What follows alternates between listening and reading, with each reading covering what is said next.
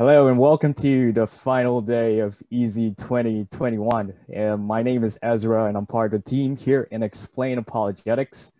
And on behalf of the team, we just want to thank you for being here. And surely it's another exciting day with a special debate on whether Jesus has fulfilled the Old Testament prophecies.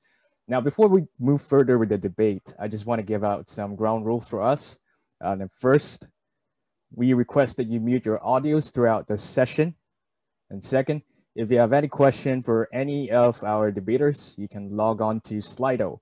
And the link to Slido is on the chat box and you can address your questions by addressing a particular debater by their first name along with your questions. And I will be taking them for the Q&A session at the end of this night. Third, please take note that our sessions will be recorded. And if you want to have the recordings, you can request from the team, but we kindly ask that you do not share it around or in the public, as our recordings are only for the exclusive use of those who paid for this conference. Fourth, be graceful, be respectful in all interactions. We welcome any questions in regards to whatever topic that has been addressed. And we understand that by nature, some questions may be offensive, but we kindly ask that you conduct yourself with grace and humility.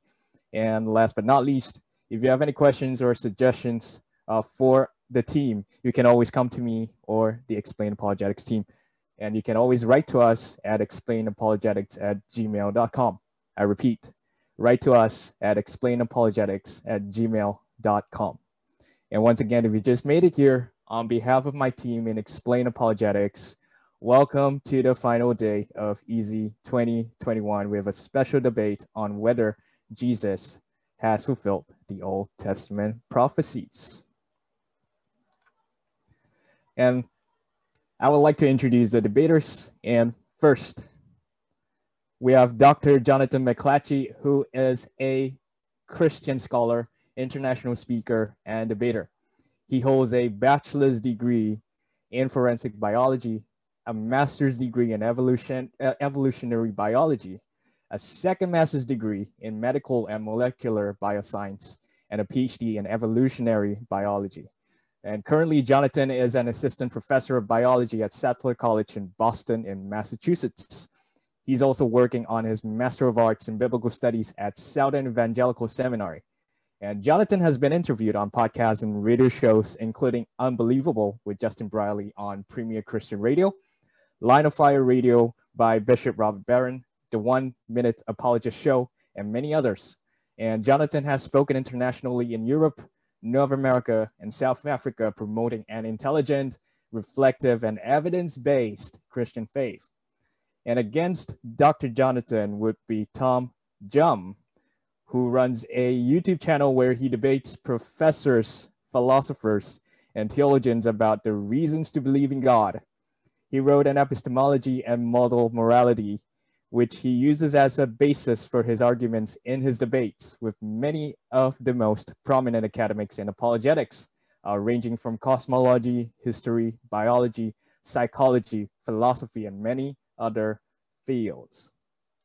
So Dr. Jonathan Mcclatchy will be facing against Tom Jum, and this debate will be moderated by Brendan Lowe, who is a second-year law student in the University of Cambridge, who is also an apologist, enthusiast, aspiring legal academic, and a proud Malaysian. Now, I may pass this time to the moderator. Over to you, Brendan. Hey, everyone. As Ezra introduced, my name is Brendan, and I'll be the moderator for today. And I'll just start by explaining the format of the meeting, of the debate. So here it goes. The format of the meeting has 5 sections, namely opening, a rebuttal, cross-examination, conclusion, and a Q&A. I will be providing an explanation for each section when we reach the relevant section. For now, I will start by explaining how the timing works. Each side will have 20 minutes for the opening, 15 minutes rebuttal, cross-examination 15 minutes as well, 8 minutes for the conclusion, and we'll end with the Q&A for the remaining time up until 10:55 p.m. Malaysian time. Each debater in the team would be using all the time as they wish, but of course may end earlier if they like to. As for the timing, I will provide some indicators whenever the time is up, namely at 1 minute and when we have run out of time. I'll be using two devices to indicate this time, namely a bell and a visual aid that looks like this. 1 minute and time's up. So I'll ring the bell once, like this, when there's a minute left, and twice when we're out of time.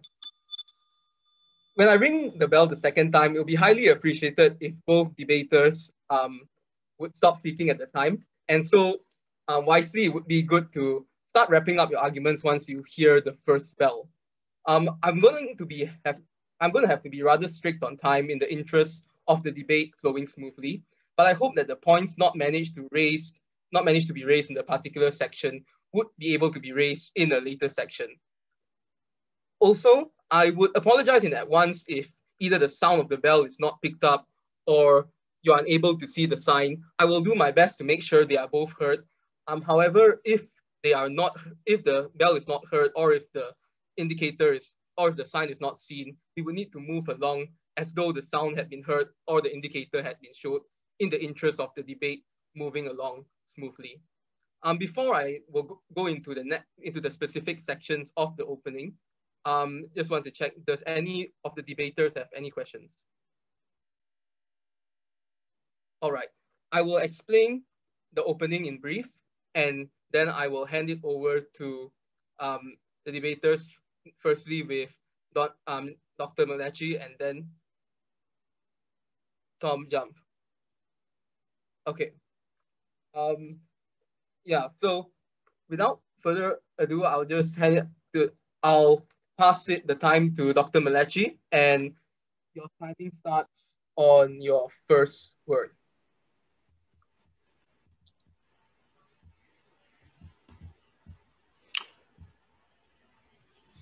Okay, well, hopefully you can see this. So thank you, everyone, for attending tonight's debate, and I especially would like to thank Tom Jump for agreeing to participate in this evening's discussion, or this morning's discussion, depending on where you are in the world.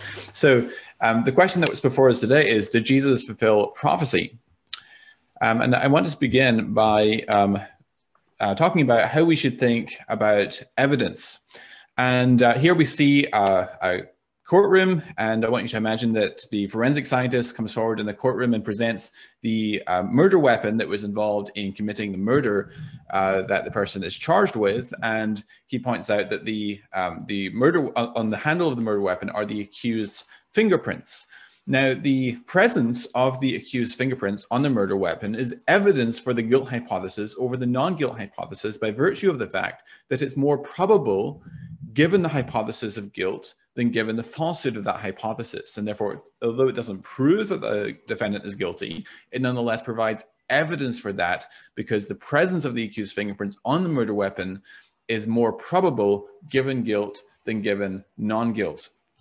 And so that's how I think that that's how I propose that we think about evidence. How, though, do we measure the strength of a particular piece of evidence?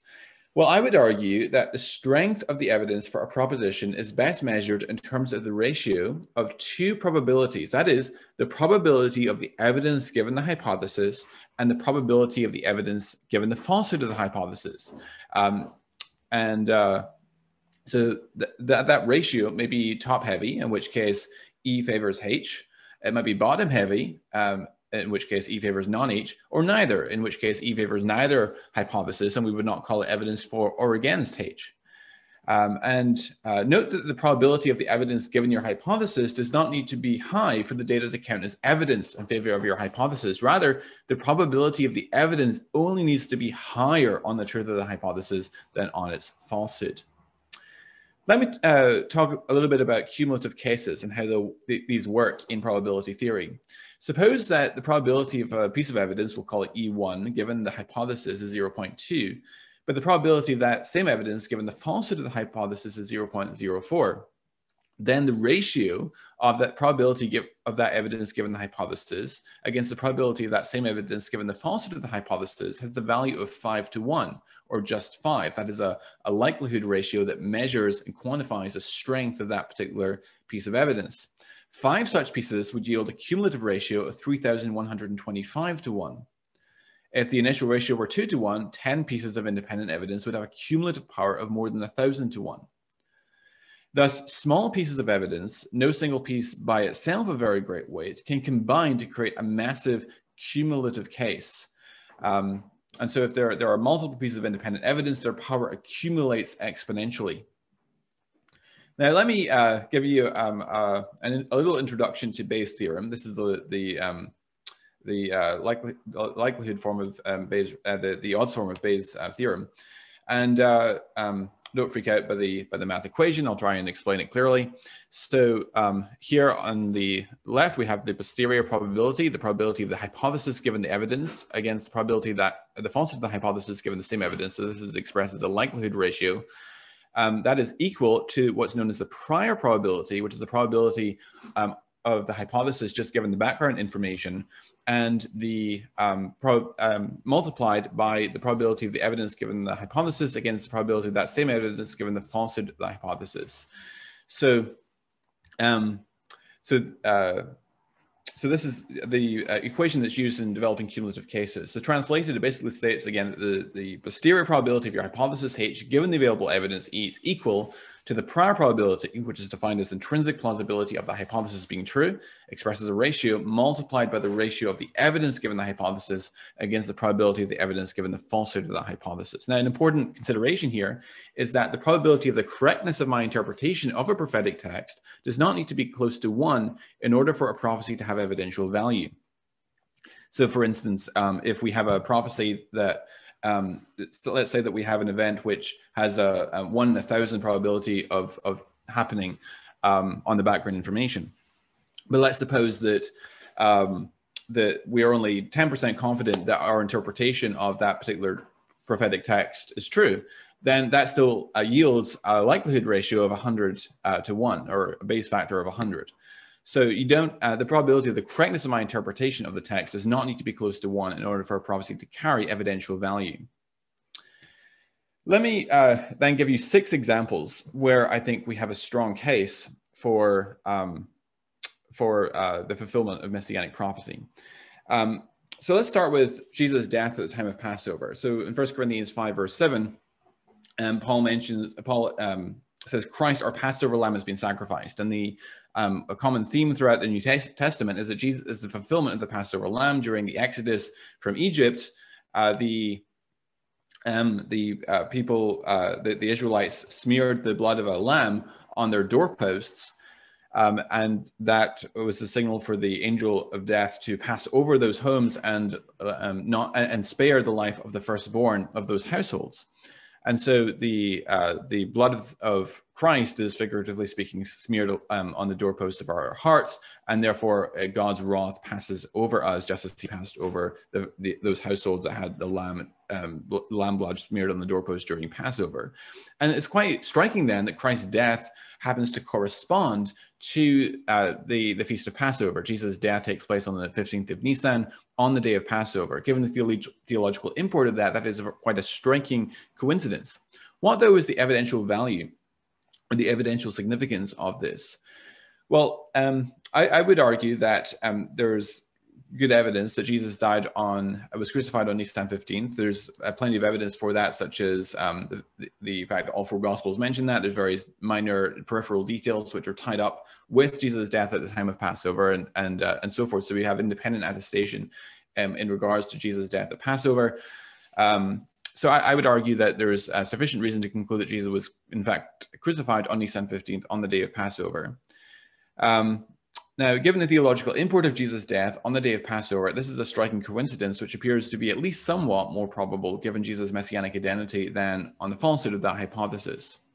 So I'm just going to assign what I consider to be a conservative Bayes factor of 10 for this correspondence.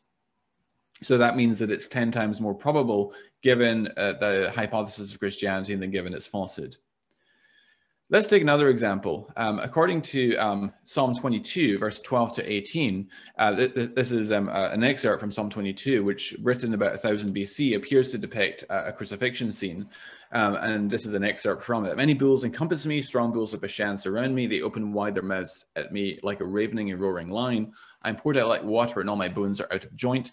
My heart is like wax, it is melted within my breast. My strength is dried up like a potsherd, and my tongue sticks to my jaws. You lay me in the dust of death, for dogs encompass me. A company of evildoers encircles me. They have pierced my hands and feet. I can count all my bones. They stare and gloat over me. They divide my garments among them, and for my clothing they cast lots. Now, many scholars have noted that there are various features of this scene in Psalm 22, which bear striking resemblance to a crucifixion scene. For example, the dislocation of bones, heart failure, lack of strength, dehydration, the piercing of the hands and feet are all apt descriptions of a crucifixion scene, not to mention the dividing of his garments and the casting of lots. Crucifixion victims would be stripped naked as part of their humiliation. And this execution also appears to be public, since people stare and gloat over him.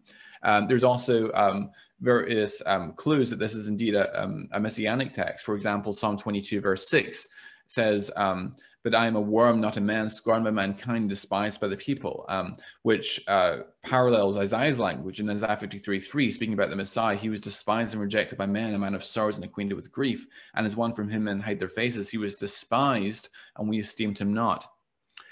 So in a paper published in Philosophia Christi, which is a philosophical journal, my colleague, Dr. Lane McGrew, argues that it's generous to estimate as 1 in 1,000 the probability that Jesus would be crucified based simply on his being a Palestinian Jewish male teacher who was born and died at approximately the time that he did.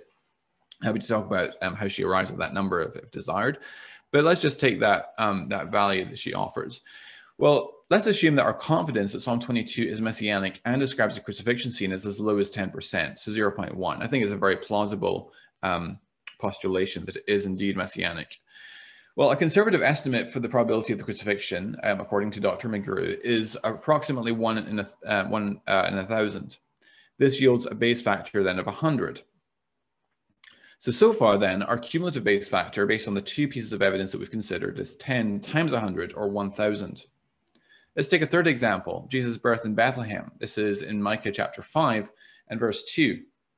But you, O Bethlehem, Ephrathah, who are too little to be among the clans of Judah, from you shall come forth for me one who is to be ruler in Israel, whose coming forth is from of old, from ancient days. And of course, I think there's good evidence that Jesus was born in Bethlehem. So what's the evidential significance of this? Well, to be conservative, I will assign a Bayes factor for Jesus' birth in Bethlehem to 1,000. This is a generous Bayes factor, since clearly much less than 1 out of every 1,000 individuals that have been born since the time of Micah have been born in Bethlehem. And the probability of Jesus, in fact, being born in Bethlehem on the hypothesis that he is indeed the Messiah, based on the prophecy of Micah 5 verse 2, is very high, approaching 1. The conservativeness of the Bayes factor reflects also our lack of certainty regarding Jesus' place of birth, since I believe it is significantly more likely than not that Jesus was in fact born in Bethlehem. This seems a reasonable Bayes factor to me. So far then, our cumulative Bayes factor is 10 multiplied by 100 multiplied by 1,000, which is 1 million. Another example is the spread of Christianity. Isaiah 49 verse 6, speaking of the Messiah, says, he said, it is too light a thing that you should be my servant to raise up the tribes of Jacob and to bring back the preserved of Israel. I will make you as a light for the nations, that my salvation may reach to the ends of the earth. Furthermore, Jesus himself in Matthew 24 verse 14 says, this gospel of the kingdom will be proclaimed throughout the whole world as a testimony to all nations, and then the end will come. So therefore, on the hypothesis that a given individual is the promised Messiah, the probability that they would bring representatives of all nations of the world to worship the God of Israel is approximately equal to 1. Whereas on the hypothesis that Jesus is not the Messiah, the probability is vanishingly small. In all history, only Jesus has accomplished this feat. So I will assign a conservative Bayes factor of 100 for that particular fulfillment. So at this point then, our cumulative Bayes factor is 10 multiplied by 100 multiplied by 1,000 multiplied by 100, which is 100 million. Another example is that Jesus was Jewish. So in Deuteronomy chapter 18, verse 15, we read Moses speaking to the people, "The Lord your God will raise up for you a prophet like me from among you, from your brothers. It is to him you shall listen." And of course, Jesus is Jewish, which fulfills that prophecy. So the Jewish population of the world in the first century has been estimated to be around 4.2 million, although this figure is probably excessive. And estimates for the total world population in the first century range between 150 and 330 million.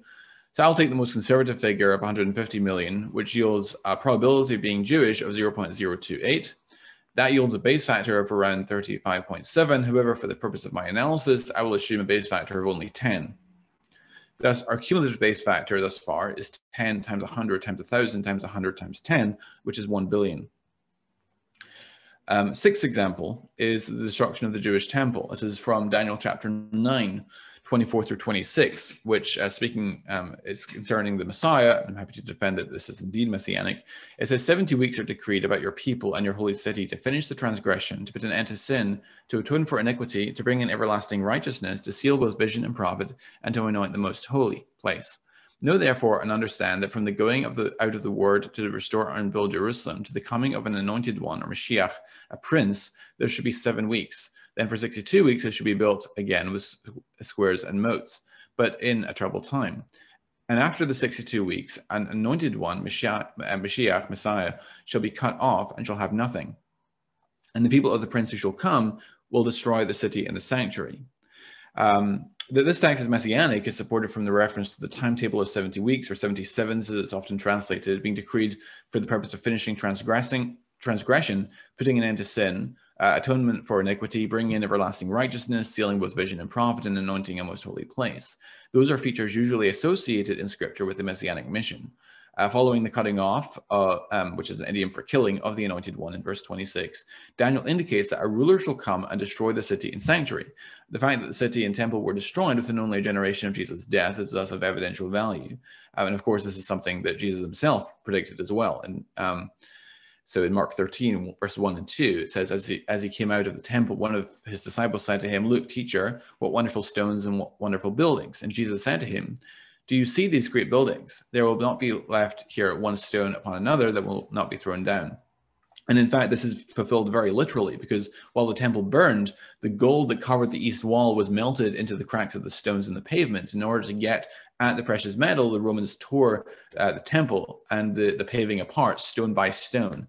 So when Jesus said that not a single stone will be left stacked, this is not an exaggeration. So what's the evidential significance, though, of this? So to be conservative, I will assign a base factor for this fulfillment of only 10. This takes our cumulative base factor to 10 times 100 times 1,000 times 100 times 10 times 10, which is 10 billion. So let me then do a final analysis. And Brenda, how long do I have left?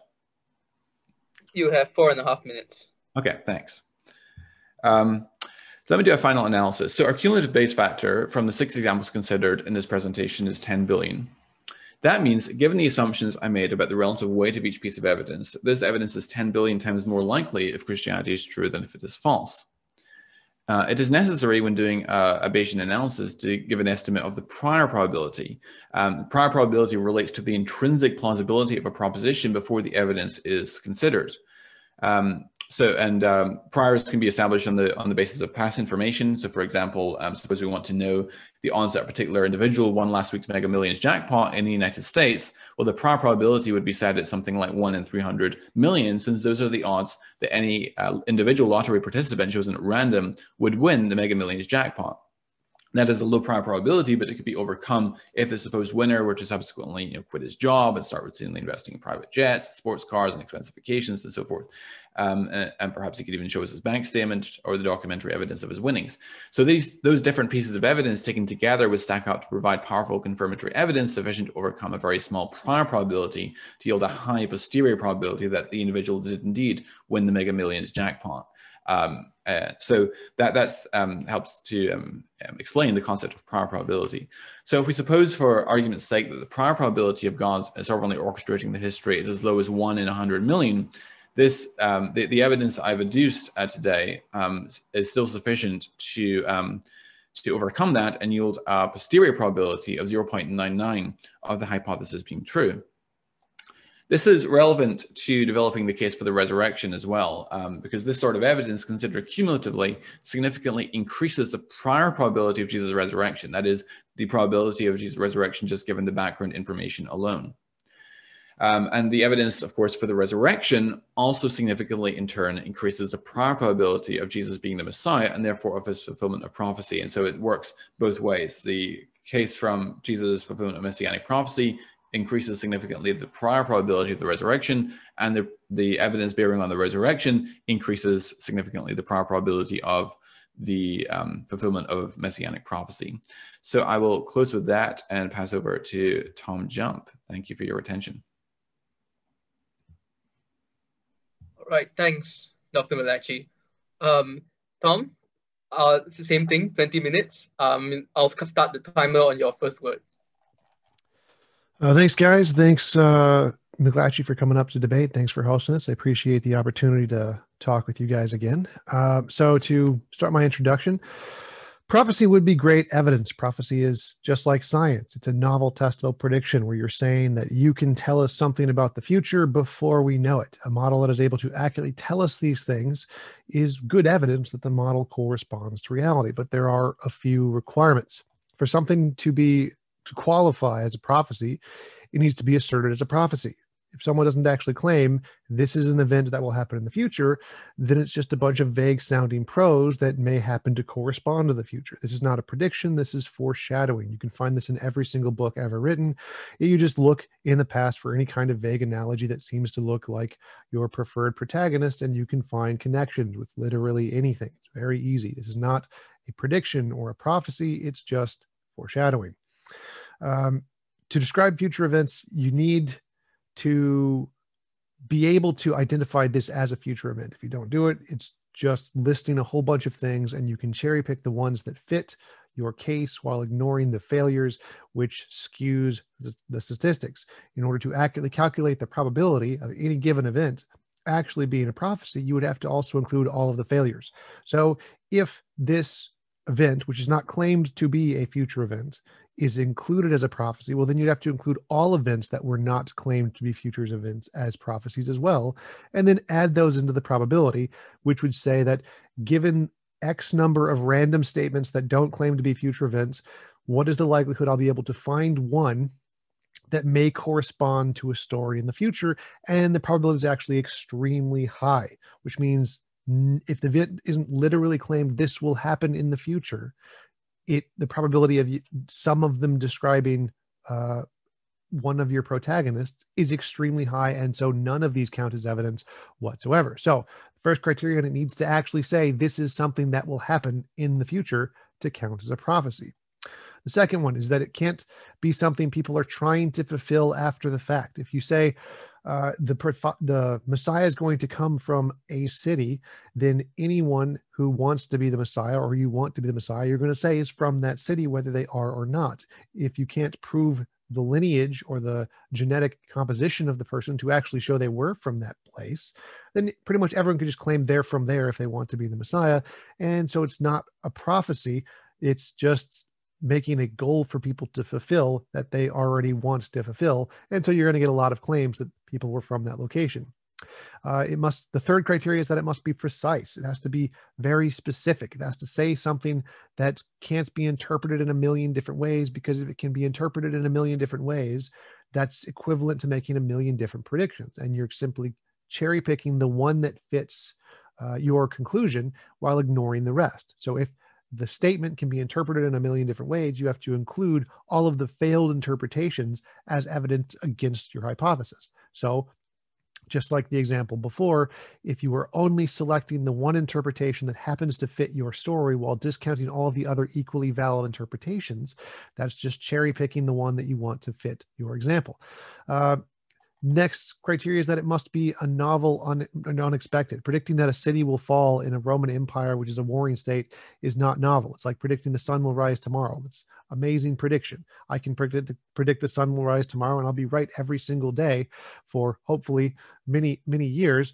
But that doesn't mean that I'm the son of a god. It just means that I can predict things that everyone already knows because it's already known. In order for a prediction to count as a prediction, it has to predict something new, something novel that we don't know yet. A few comments on Bayesian epistemology. Bayesian epistemology is like any form of argumentation. It's not evidence of anything. It's just a formulation of your already held beliefs. If you have these beliefs, then you should come to this conclusion. So BE does not help you realize, all it does is help you realize the consequences of your already existing beliefs. But most people don't need BE or any formal argumentation to do this. Most people can just already realize the consequences of their beliefs just by thinking about it. So BE really doesn't accomplish much of anything other than just telling you what you already believe in a more formal way. What we care about is the reasons to hold these beliefs. Is it the case that this argument is true? I don't care about the number you place on it. It doesn't make a difference one way or the other. If it's not true, well, then it counts for nothing. It's a zero.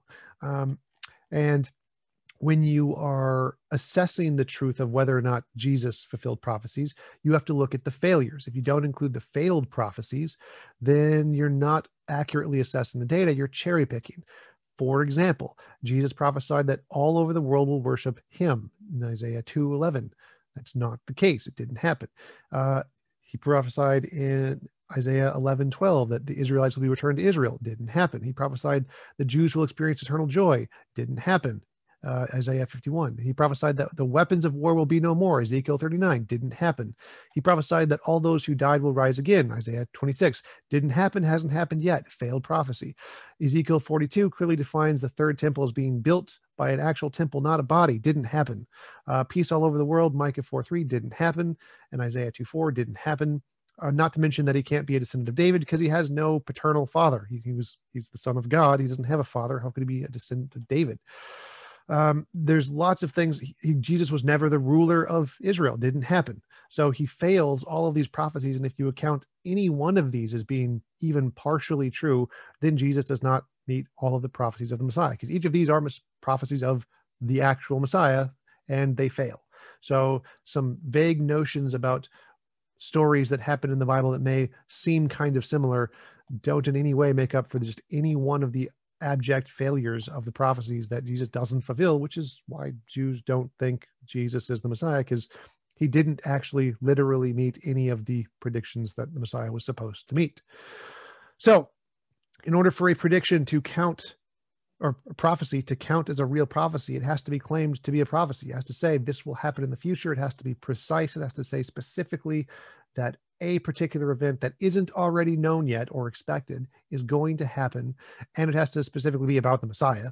If it's not about the Messiah, then it wouldn't count as a prediction that the Messiah fulfilled it, because it's just a general prediction. So there's lots of these criteria that need to be met for this to count as a prophecy and a prophecy of the Messiah, none of which are significant in any way to indicate that Jesus fulfilled them at all. And there are many, many failures.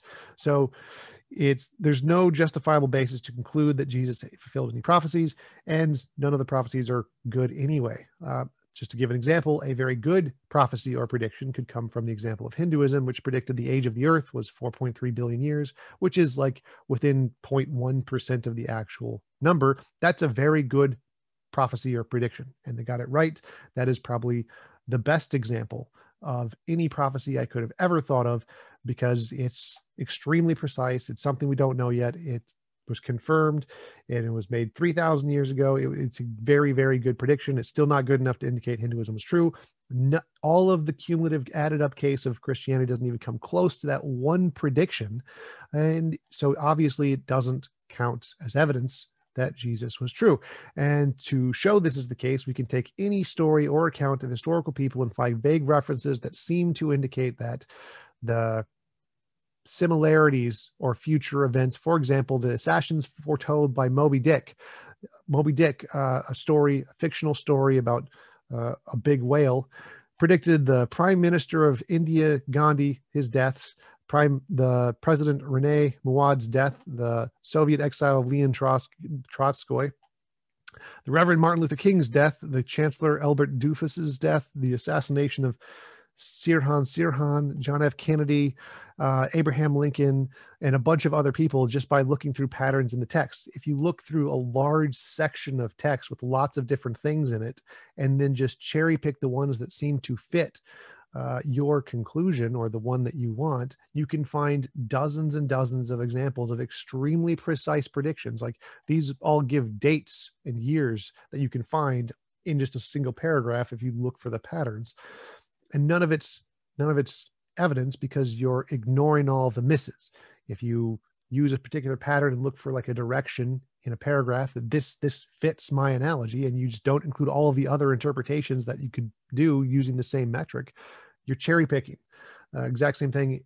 Pannon, I forgot his first name, decided to look for number patterns in the Bible, and he found a bunch of different consecutive patterns of 7.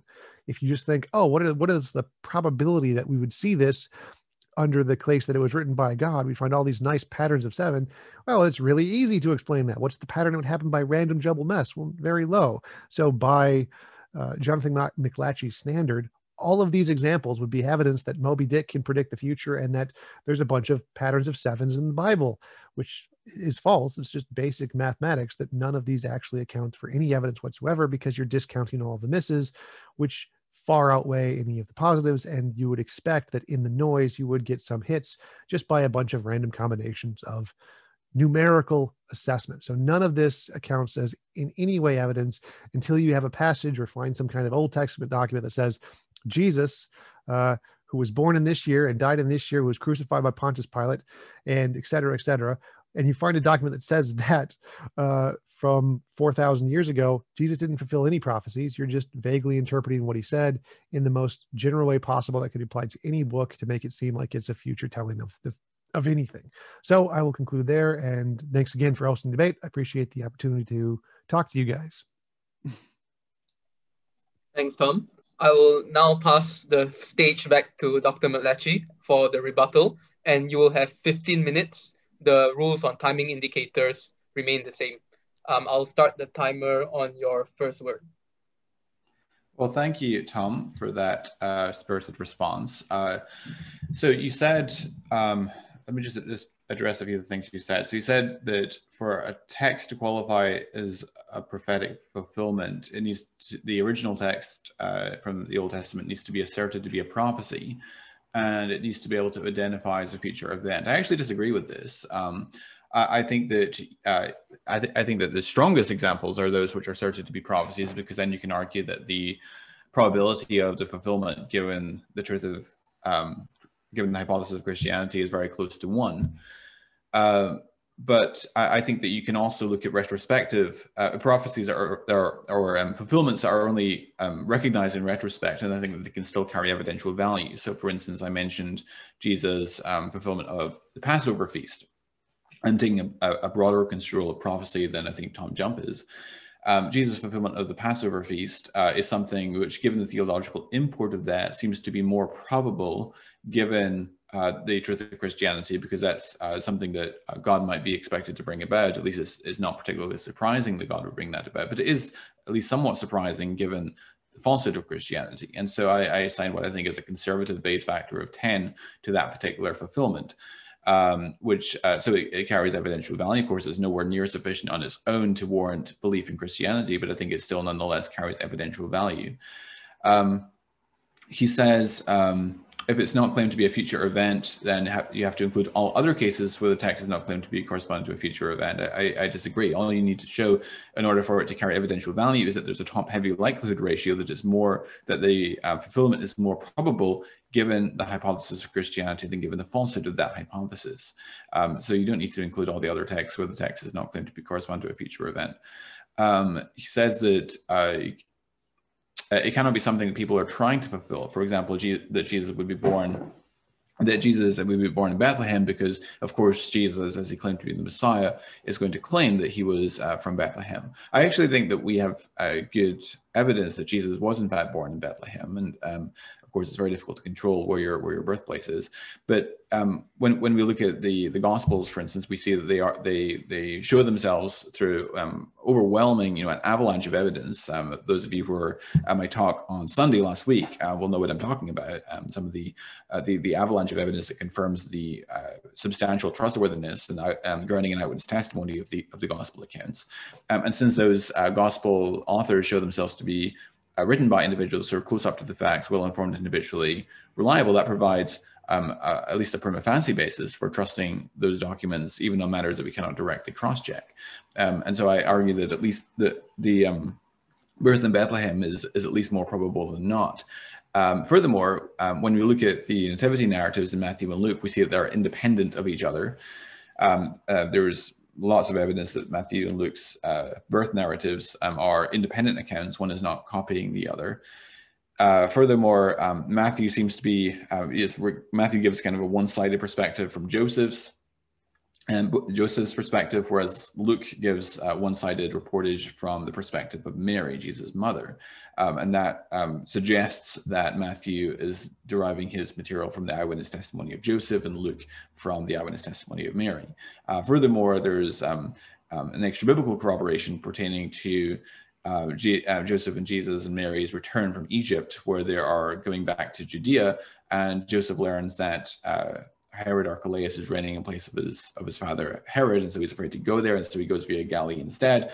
And it turns out, if you read Josephus, we learn that Herod the Great, following his death, his territory was divided among his sons. Herod Archelaus began to reign in Judea, and Galilee was ruled by his younger brother Herod Antipas.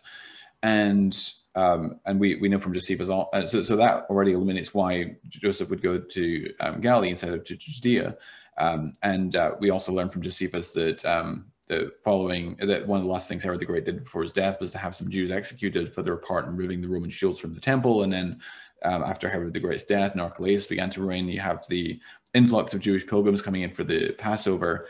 And there was a mob of Jews that struck up an argument with some Roman soldiers and picked up stones and stoned the Roman soldiers, some of them to death, and then ran to the Jewish temple. And Archelaus, being enraged at this threat upon his government, rounded up his entire army and sent the entire army upon the Jewish temple, surrounded the temple, wouldn't let anyone leave or enter the temple, and because he surrounded the temple with the horsemen, sent the soldiers into the temple and told them, kill everyone you find, and he slaughtered 3,000 Jews that day. And so that illuminates, so you can understand what you can picture Joseph returning from Egypt, encountering this mass of fleeing pilgrims coming out of Judea, hearing what just happened right around that time, and thinking maybe it's best not to go into Judea right now, so he goes via Galilee. So that sort of extra biblical incidental corroboration helps us to have confidence in the reliability of the biblical account.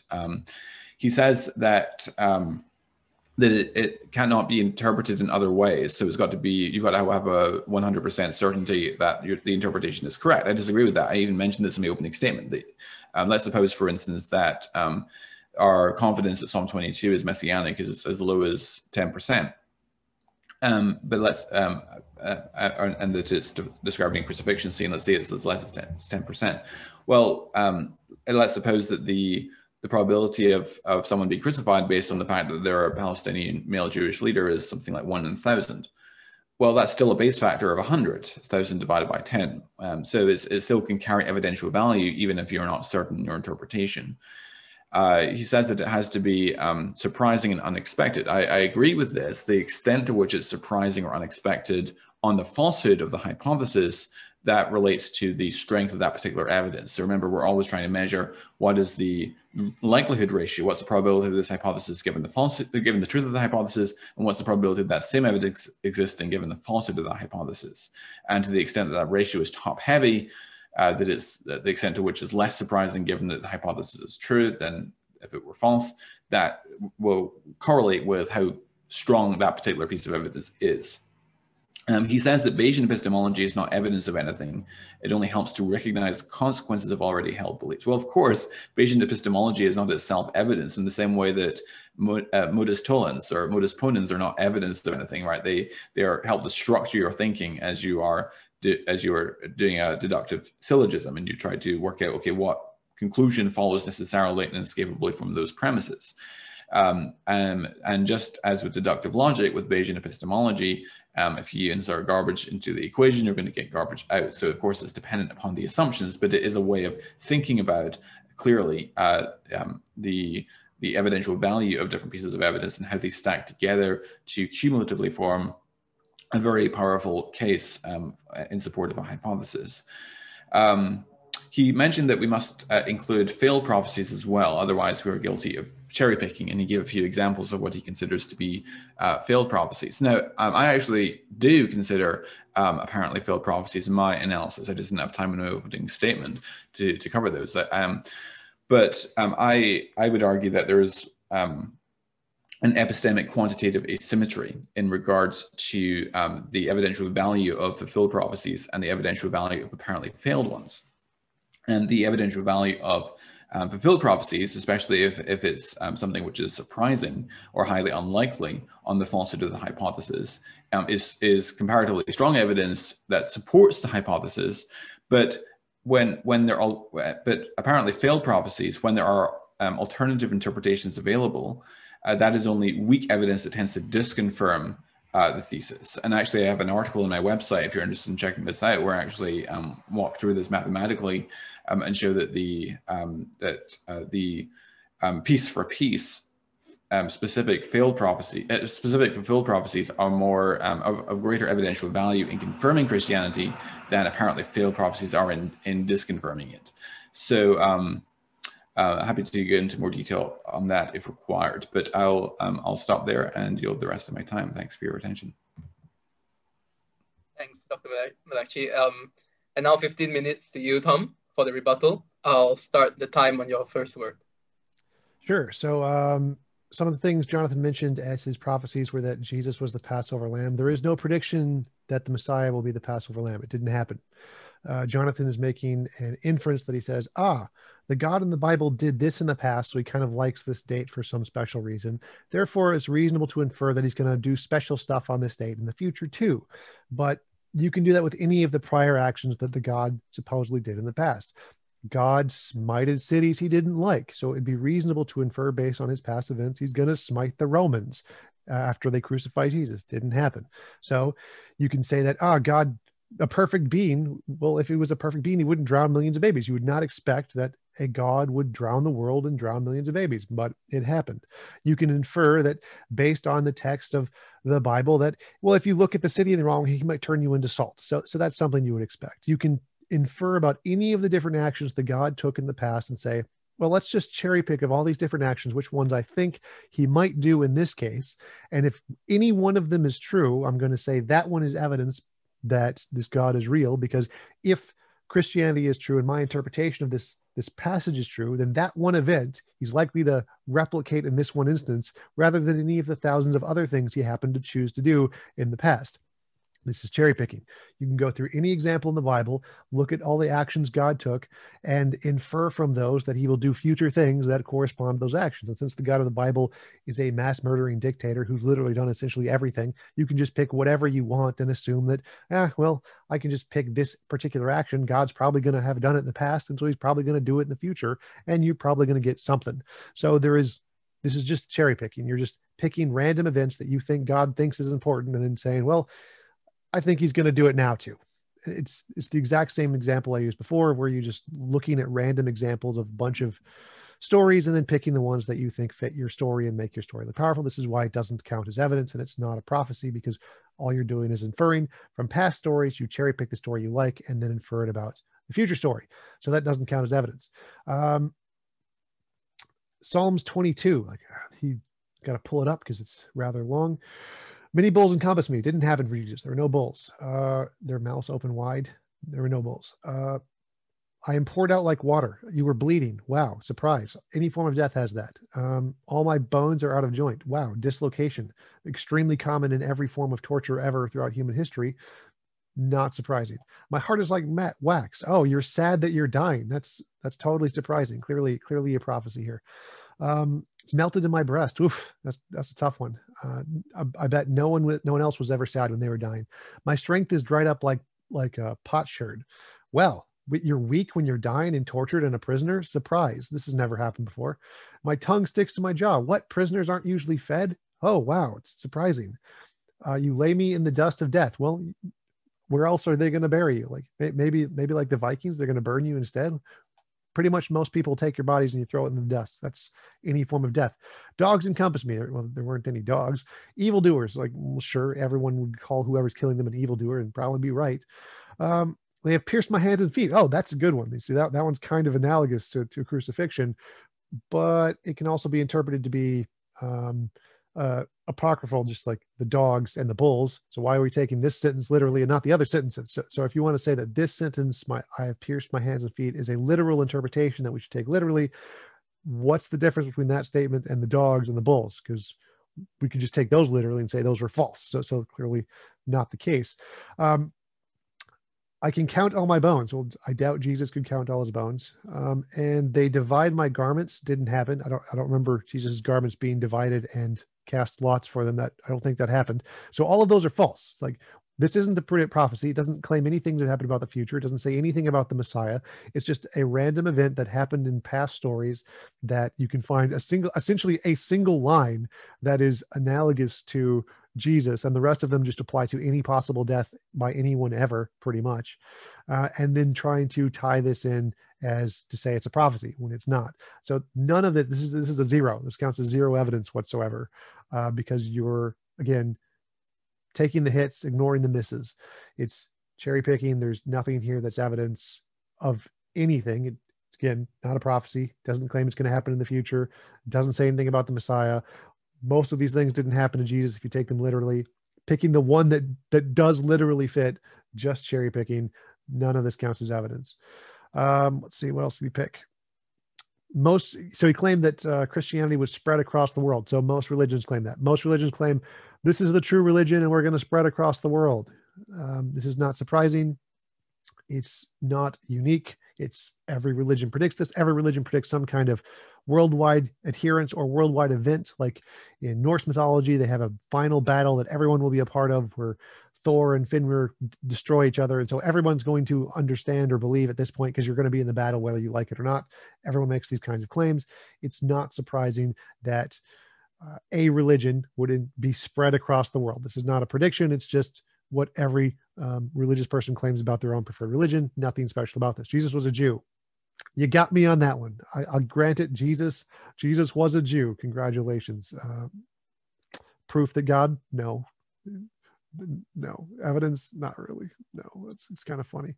Destruction of the temple. Now that one was actually pretty good. The destruction of the temple prophecy is a decent prophecy. It's saying that there will be a future event that we won't know yet in X amount of years. That's good. That's good. Problem is that it's predicting an extremely common event. Rome is a warring state.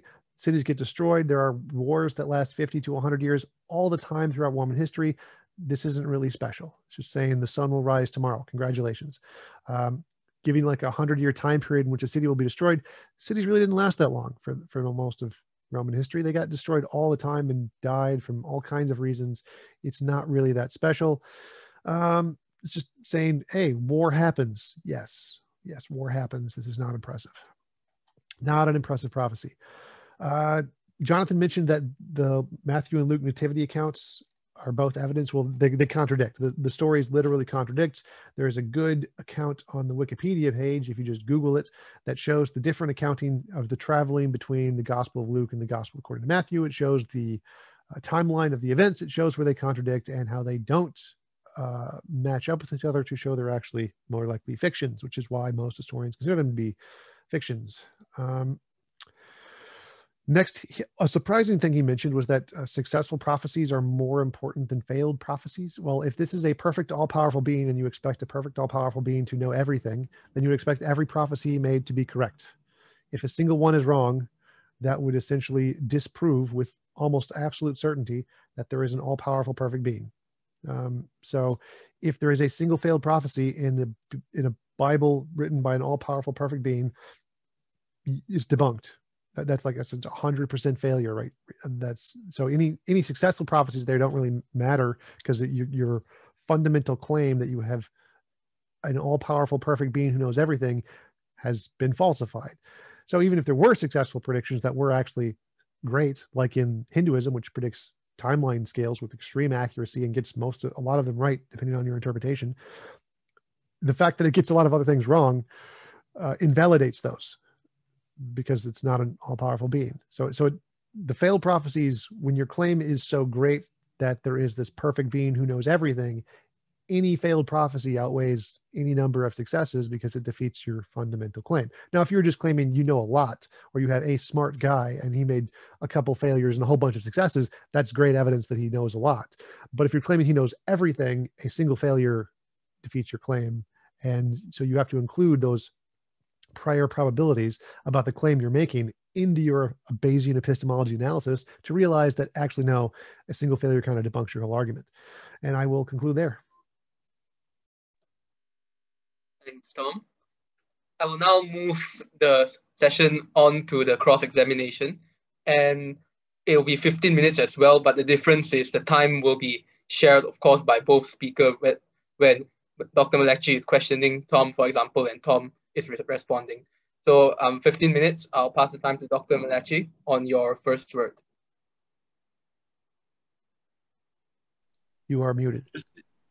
Just to clarify, I'm not saying that there are failed prophecies. I'm saying that there are ones that apparently lack a fulfillment, and there are different interpretations of those texts that are available. So to show this mathematically, so for instance, let's assume that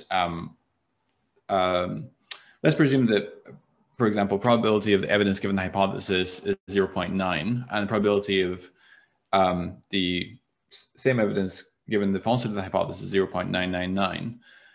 So thus our base factor is 0.9, which is equivalent to a base factor of 1.1 against inspiration. So even and making the problem harder, let's assume that the probability of the evidence given the hypothesis is 0.1, and the probability of the evidence given the falsity of the hypothesis is 0.999. Thus our base factor is 0.1, which is equivalent to a base factor of 10 against inspiration. Whereas when we're dealing with something that's highly improbable, say that it's a 1 in 1,000 event, but we're only 10% confident in our interpretation, then the base factor is 100 to 1. And so do you not see there's an epistemic quantitative asymmetry at that point? No, again, based off of the claim that you're making that there is an all-powerful, all-knowing being, it would change the priors. You would expect that every single one would be perfectly correct. And so any expectation of any failure would have such a low probability that if it occurred, the probability of an all-knowing being is essentially gone. It's zero now because one thing didn't occur that was expected to occur. So you're messing with your priors here to get wrong numbers here. You're garbage in, garbage out on your Bayesian epistemology. So let's suppose that we have, so let's just take an example. So in the case of Messianic prophecy, you mentioned Isaiah 2 and other passages, Isaiah 11, that talk about world peace being established by the Messiah. That is legitimately interpreted as a future event that hasn't been fulfilled yet. Or to take a non-Messianic example, it's often pointed out that in Isaiah 19, for example, it talks about the Nile drying up. And that didn't happen historically, and so therefore it's an argument from failed prophecy. And I have an article addressing this in detail, but an alternative interpretation that's offered by Alec Mottier, for example, in his commentary on Isaiah, is that it's talking about Egypt's coming economic decline, and Egypt's economy will take such a hit that it will be as though the Nile dried up. And it's, I think, legitimate to interpret the symbolism, interpret that as symbolic, because Isaiah uses symbolic imagery elsewhere, such as people beating their plows into plowshares and swords into plowshares in Isaiah 2, for example. So an apparently failed prophecy where alternative interpretations are at least plausible, it doesn't seem to me to be strong disconfirming evidence. Would you not agree? I would definitely disagree. The fact that alternative interpretations are possible, each of those different interpretations would have to be included in the probability as failures. So for example, the one about the Nile drying up or whatever, since it doesn't give a time scale in X amount of time, you essentially have infinite time in the future. Eventually it's going to be true. Like if we imagine the sun expanding in 4 billion years to a red giant, the Nile is going to dry up. It's going to happen. So yep, you got that one right. In 4 billion years, at some point, the Nile is definitely going to literally dry up. Does that mean it's a confirmed prophecy? No. It just means that it's a vague prophecy. It means you could interpret it for every single year that humans exist because it doesn't have a limiting factor, which means every single year it doesn't occur is a failed prophecy or has to be interpreted as a failed prophecy because you could interpret the statement as meaning it's going to dry up this year. Oh, no, it's going to dry up this year. Oh, no, it's going to dry up this year. So if you make a prediction like there is a man named Bob standing in that direction, and you look and travel in that direction and you don't see Bob, and I say, oh no, he's still there, just keep looking, just keep looking, and you keep looking, don't see Bob, and I just keep repeating the same thing over and over again, it's unfalsifiable. You can just keep saying that until you find a Bob. So this claim, that's why prophecies need to be precise. If they don't give a precise interpretation, and I didn't say, you mentioned that we have to be absolutely certain. We don't have to be absolutely certain. It just has to be precise enough that we can infer a reasonable level of certainty about it. We don't have to be certain with 100%. So without that level of precision that it gives us some kind of a cutoff point, and it's just saying at point X in the future, 1 billion years from now, maybe something will happen. This isn't the prophecy because it's unfalsifiable. It's every single year would have to be counted as a failure because it could be interpreted to mean literally anything in the future. So no, I wouldn't count that as evidence. The fact that you can interpret it to be, no, it just hasn't happened yet. It's going to happen in the future. It hasn't happened yet, especially in the case of like Jesus becoming king of Israel, which he never was. He died not king of Israel. So to clarify, I agree with you that apparently failed prophecies is evidence that tends to disconfirm inspiration. I just don't think it's comparably strong though to the evidence that tends to confirm inspiration from fulfilled prophecy. So what do you mean? So like, if there was an all-powerful, all-knowing being who wrote an inspired book that was essentially infallible, you would expect every single claim that he made to be exact and correct, right? Correct, but there's also alternative interpretations of scripture, right? So there's alternative ways of interpreting the text. Right? Sure. So just using like the example of the Jesus example, Jesus being king of Israel, which never happened. Like he lived, he died, he wasn't king of Israel. That would be the main one most Jews use as an example to say Jesus was not the Messiah, he wasn't king of Israel. That one, if it's valid though for a Christian to interpret that as yet to be fulfilled, because we believe in Messiah. Okay, you could definitely do that. So in science, under determination, you can always say that there's other interpretations, but if we apply that logic to literally any other holy book, I think you'll see the issue. If you claim that the Hindu Messiah or the North mythology Messiah, some guy who lived like Ragnar Lothbrok will be the king of India, essentially. Let's say that's a prediction in the text. Well, he died. We know he died, but you can say, the gods may bring him back and then he may be king of Israel. I mean, clearly this isn't a good prediction. But I agree with you that it tends to disconfirm. I agree with you that it's evidence against, but I argue that it's weak evidence against in comparison to the evidence that tends to confirm. So you're imputing to me the view that all the evidence supports my view, and I didn't say that. I'm saying that the evidence that supports is considerably stronger than the evidence that tends to disconfirm.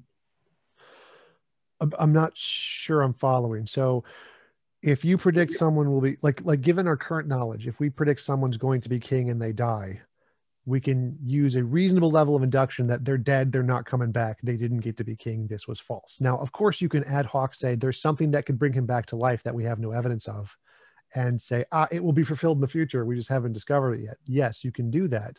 But the evidence that we currently have of people die and they stay dead, and the evidence of the 2,000 years Jesus has stayed dead and has not been king of Israel, is a good inductive basis to conclude this prophecy is objectively false. Now, of course, go ahead. I mean, the evidence for the resurrection of Jesus is overwhelming, but that, of course, raises the probability. My apologies. Like the second coming, I think would be the term I should have said. I mean, you said that he stayed dead, and I would contest that, of course, but that's a matter for another debate. But so I would agree that it's weak evidence against, but it's not strong evidence. Could you explain why? Are you familiar with the concept of epistemic quantitative asymmetry? Yes, the idea that some kinds of evidence are more important than other kinds of evidence. Yeah, so very quickly to give an analogy, if I see a spider crawling across my desk right now, that is very strong confirming evidence that there's a spider somewhere in my apartment. But if I don't see a spider in front of me, that's some evidence against there being a spider in the apartment, but it's very, very weak evidence, right? Sure. Okay, so that's the idea of epistemic quantitative asymmetry. And the same thing I think applies to prophecy, that specific fulfilled prophecies are comparatively strong evidence that tends to confirm, whereas apparently failed prophecies are some evidence against, but they're much weaker than the confirmatory cases.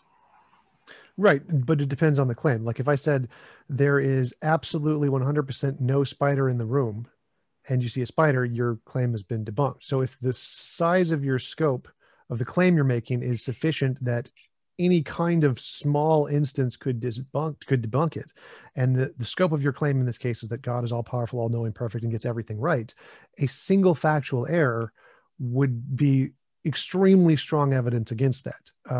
So I'm not saying that there were factual errors in the prediction. I'm saying that from there's an alternative interpretation where it wouldn't be an error. But so so our assessment of the evidential value.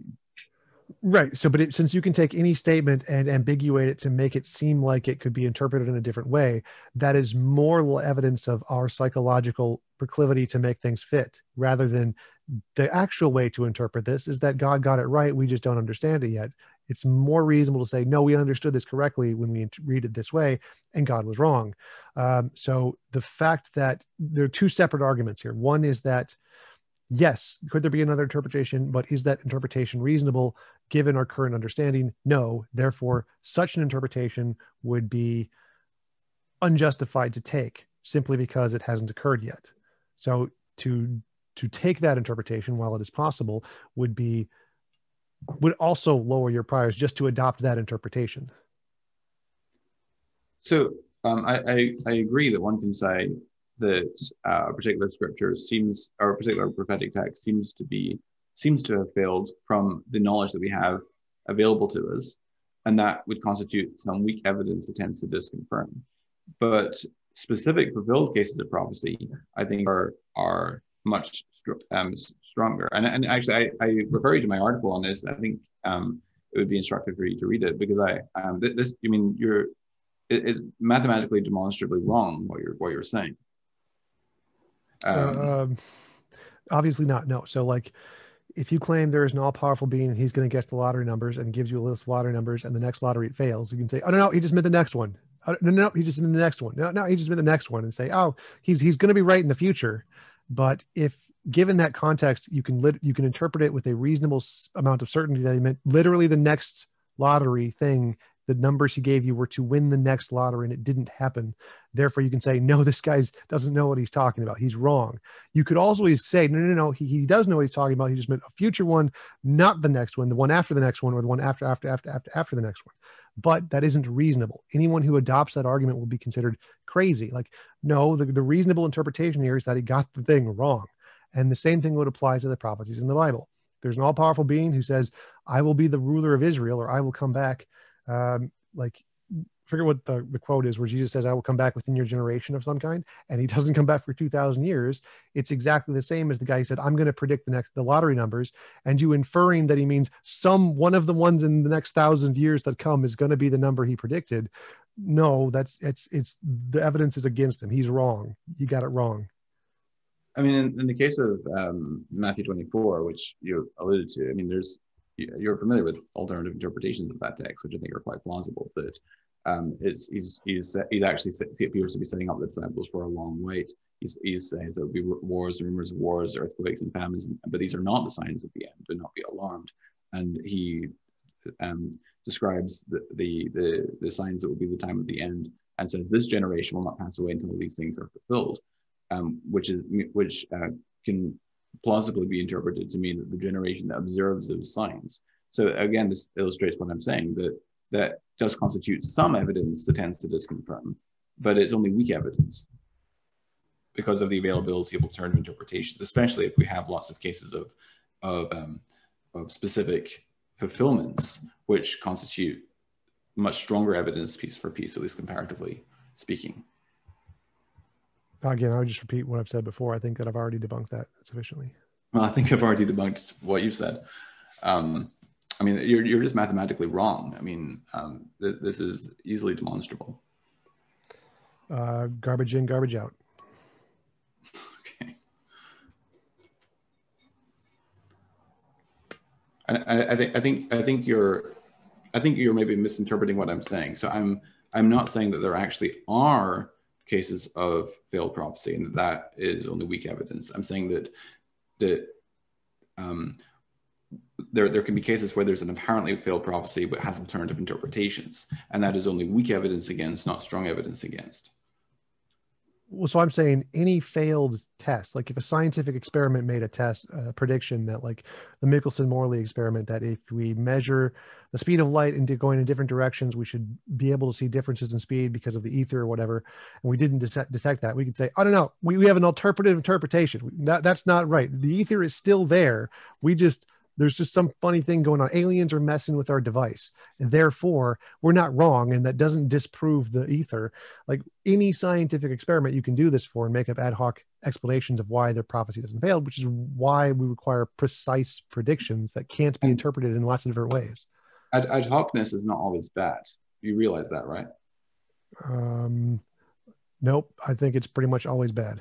So there's a great paper on this published in the technical literature by my colleague, Dr. Lydia McGrew, where she distinguishes between two forms of ad hocness. There's the benign form of ad hocness, and there's the bad form of ad hocness. The bad form of ad hocness is where you fail to admit that your thesis is taking a probabilistic hit, but you nonetheless invoke ad hoc auxiliary hypothesis. Whereas the benign form of ad hocness is where you are upfront and explicit about the fact that your hypothesis is taking a probabilistic hit, but because you have strong data that tends to confirm your thesis, it's justified to invoke ad hoc auxiliary hypotheses to explain anomalous data that doesn't quite fit the mold of your paradigm. Would you agree with that?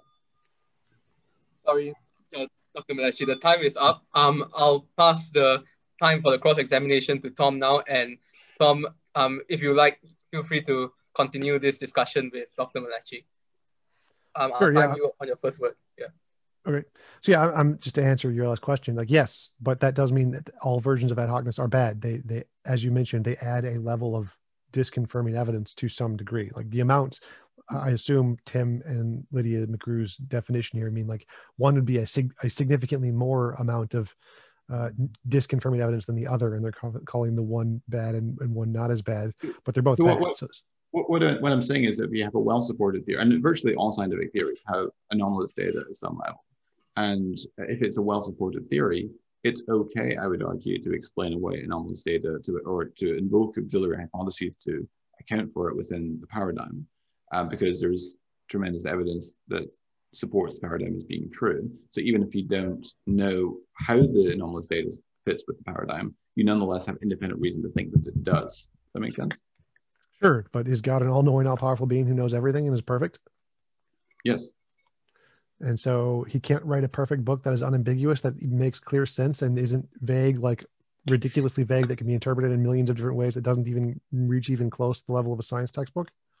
Well, most of the prophecies that we have are short-range predictions rather than long-range predictions, and they were made by prophets for the purpose of demonstrating that their message was actually from God. And in fact, Deuteronomy 18 says that if a prophet speaks a word that does not come to pass, then that prophet is not from God, and they need not be afraid of him. They've spoken presumptuously. And of course, the ancient Jews had access to those prophets and could ask them questions and hear them preach, presumably multiple times, hear it said in multiple ways. And so they had a position of access to those prophets that we do not have. We're reading the ancient literature, as it were. Most prophecies are short-range rather than long-range predictions, and those are primarily for the people at the time to confirm to them the divine authority of Scripture, or the divine authority of the prophetic words. Right. So if most are short-term prophecies, you could infer like Jesus' prediction that he will come back to the next generation is reasonably also a short-term prophecy, and that has a higher level of probability or a better likelihood that you should interpret the statement in that way than the alternative that it's some future prediction for at least thousands of years in the future. And if that could be taken as evidence that tends to disconfirm Christianity, but it's only weak evidence because there's alternative interpretations which are at least plausible. So although it provides some disconfirming evidence, it's not a disproof or a falsification. What theory doesn't have alternative interpretations? Most theories and most hermeneutical approaches to scripture are going to have alternative interpretations. And no, I mean like any scientific, mathematic, what any theory that doesn't have alternative interpretations. Can you know any of them? Correct. They all do. You're completely correct. But that doesn't. But the interpretation of text is probabilistic, right? We have a certain probability associated with our interpretation of the text. Would you not agree? Sure. I mean, all theories have a probabilistic assessment there. So when you bring up an apparent failed prophecy, that is some evidence that tends to disconfirm, but it on its own, it's not sufficient to disprove. Would you agree? Yeah, absolutely. We can't 100% falsify pretty much any theory because we could all be in the Matrix. We could all been created 5 seconds ago by aliens. So we could never know anything with certainty. So the question is, is a specific fulfilled prophecy of greater evidential value than an apparently failed prophecy, or vice versa? Which would you say? Well, it depends on the claim. Like if I claim that I am a random human being and I'm just a really smart human being, and I make 10 predictions and 6 of them are correct, that's a perfectly reasonable claim. The disconfirming evidence would not be sufficient to debunk my claim that I am a very smart human being. But if I claim I'm an all-knowing, all-perfect, all-powerful being, then anything I claim should come true with absolute, unambiguous success every single time, the way that the vast majority of essentially the people I'm telling it to are interpreting it. So if I'm an all-powerful, all-knowing being, and I know how most humans are going to interpret this statement, and I present this statement, then the way most humans should interpret it should be the way it happens. Because if it doesn't, and we're just saying, no, it's the way that other people in the future are going to interpret it, but no one literally at the time interprets it this way, probably a failed prophecy from an all-knowing being, not all-knowing being. Okay, well, I think I've addressed that ad nauseam, but is your cross-examination sort of a pretest question? Yeah, so you admit that every theory has alternative possibilities, and the important point is what's stronger, the confirming or the disconfirming evidence. The confirming evidence you presented was an analogy between the Passover and Jesus, which isn't a prophecy. Like, why do you think that's a prophecy? Like, I want to clarify, like, was my description of your argument correct, that you are saying that God thinks this is an important date in the past, therefore it's reasonable for me to infer this is an important date in other things he's going to do? No, so the argument is that so Jesus is presented in the New Testament as being the fulfillment of the Passover symbolism, that just as in during the Exodus, the Israelites were to smear the blood of the lamb on their doorpost, so likewise Christians are to smear the blood of the Lamb of Jesus, figuratively speaking, on the doorposts of their hearts, so that God's wrath passes over us, just as he passed over the Hebrews. The fact that Jesus' death corresponds then to the day of Passover is a striking coincidence. It's not in its own sufficient to show that Christianity is true, and I even give it a relatively weak base factor of only 10. So it's some confirmatory evidence, because it's more expected, or makes better sense, if Christianity is true than the falsehood. At least it seems to be somewhat more surprising given the falsehood of Christianity than given its truth. And therefore it's some. So you're inferring from past things in the Old Testament, saying there's a pattern here. We can infer the same pattern about Jesus, and that is evidence in some way. It is evidence because it's more probable given Christianity than given its falsehood. Notice that I don't need to say, for something to carry evidential value, I don't need to say this is highly predicted given the truth of my hypothesis. I just need to show that it's more probable given my hypothesis, or that it's more surprising given the falsehood of the hypothesis.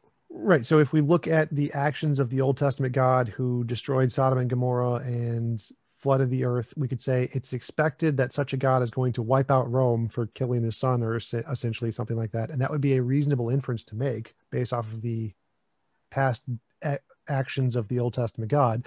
And so if that happened, and we just saw after Jesus died, everyone was wiped out from Rome, that would also qualify as evidence on your hypothesis if it had occurred, correct? Because you're inferring from the past nature of the God and past events that this future event would happen, because it's expected under the hypothesis that this kind of a God exists, and that event occurred. Therefore, based on your definition, that would count as evidence, wouldn't it?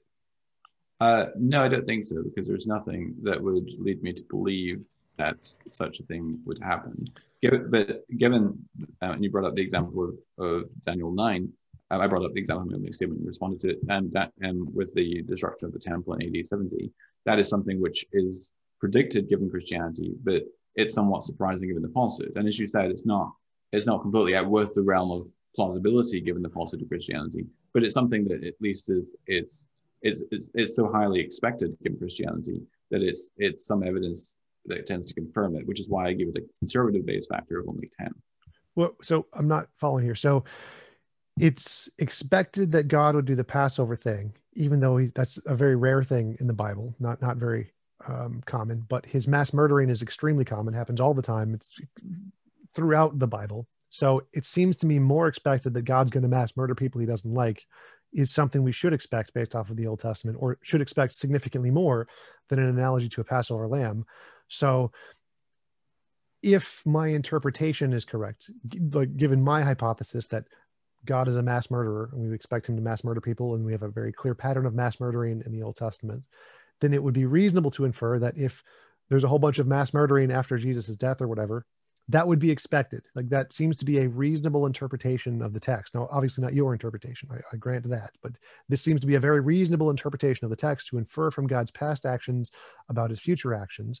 And given your own system of Bayesian epistemology of saying, given the hypothesis is true, we want to assess whether this occurrence is more likely than if the hypothesis is not true. God mass murdering all the people of Rome for killing his son seems to be significantly more likely, given the hypothesis is true, because past history of mass murder is very common. Therefore, if it occurred, that would count as evidence too, wouldn't it? I think it would depend on the circumstances. So I can imagine certain scenarios in which that would kind of constitute evidence, but you need to go into more specifics about the particulars. I'm not sure what you mean. Like what? So past evidence, God has a tendency to do this. If we kill his son, we could expect a similar tendency. The tendency occurs. Do you need more? I'm not sure. Like that seems like a clear pattern. It depends on the particulars of the case and how unexpected would be the circumstances given the falsehood of Christianity, and how expected are they given the truth of Christianity. But I don't like discussing hypothetical scenarios without any particulars. So I'd rather get back to discussing the evidence that we actually do have and discussing its evidential value.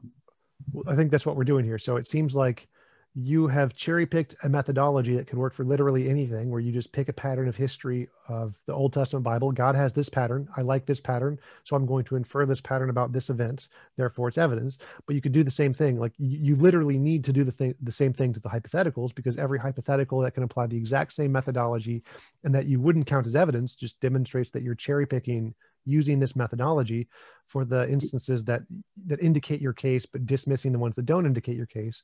So I want to see if I can take the methodology you've presented, apply it to the hypotheticals that are false, that are clearly not true, and see if it would, in those cases, also apply for evidence, because if it was, that demonstrates that your evidence only is cherry picking the particulars that you like while ignoring the misses. That's the point I'm making here. So would you say that it's equally probable that Jesus' death occurs at the time of Passover, whether Christianity is true or false?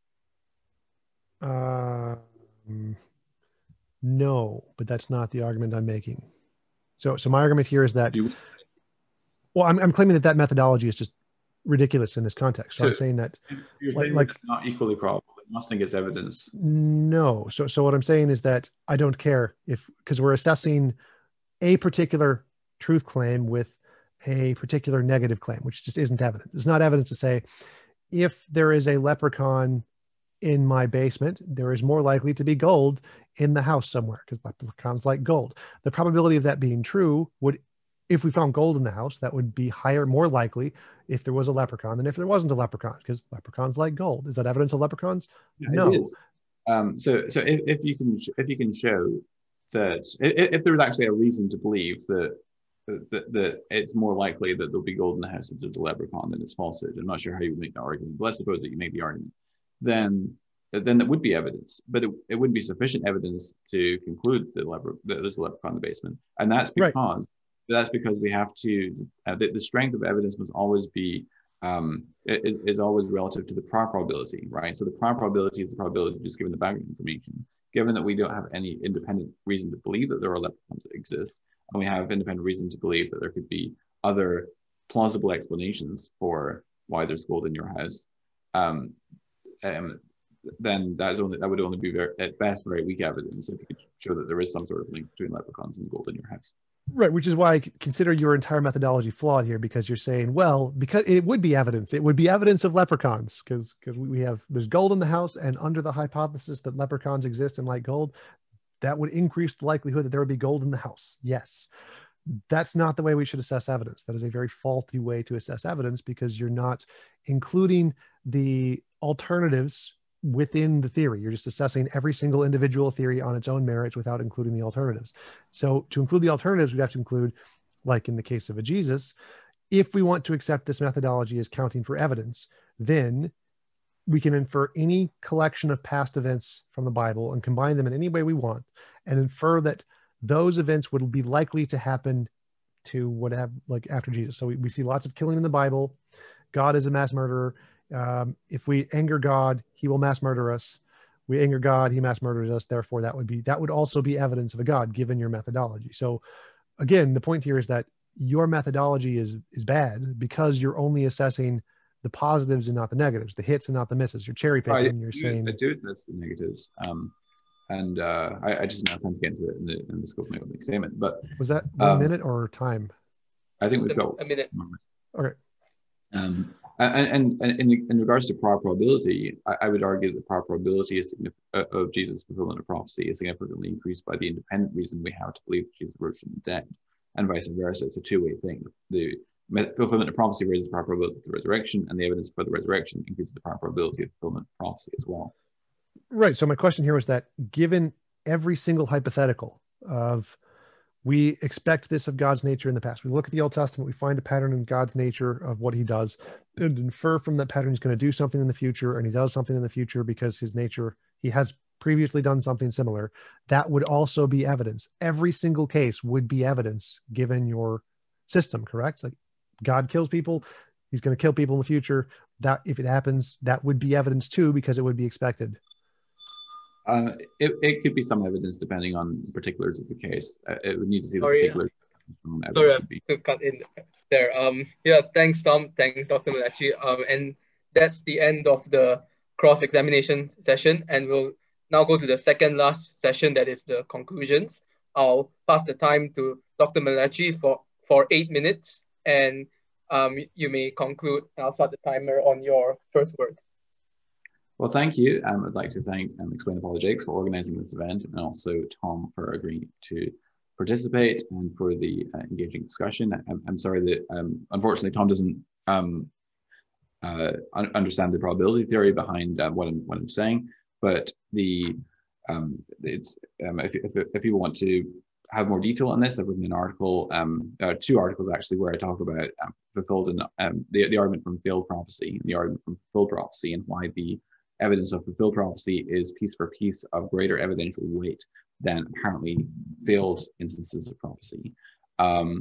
So that's just mathematically demonstrable. And because there are very often alternative interpretations which are at least plausible of failed of apparently failed prophecies.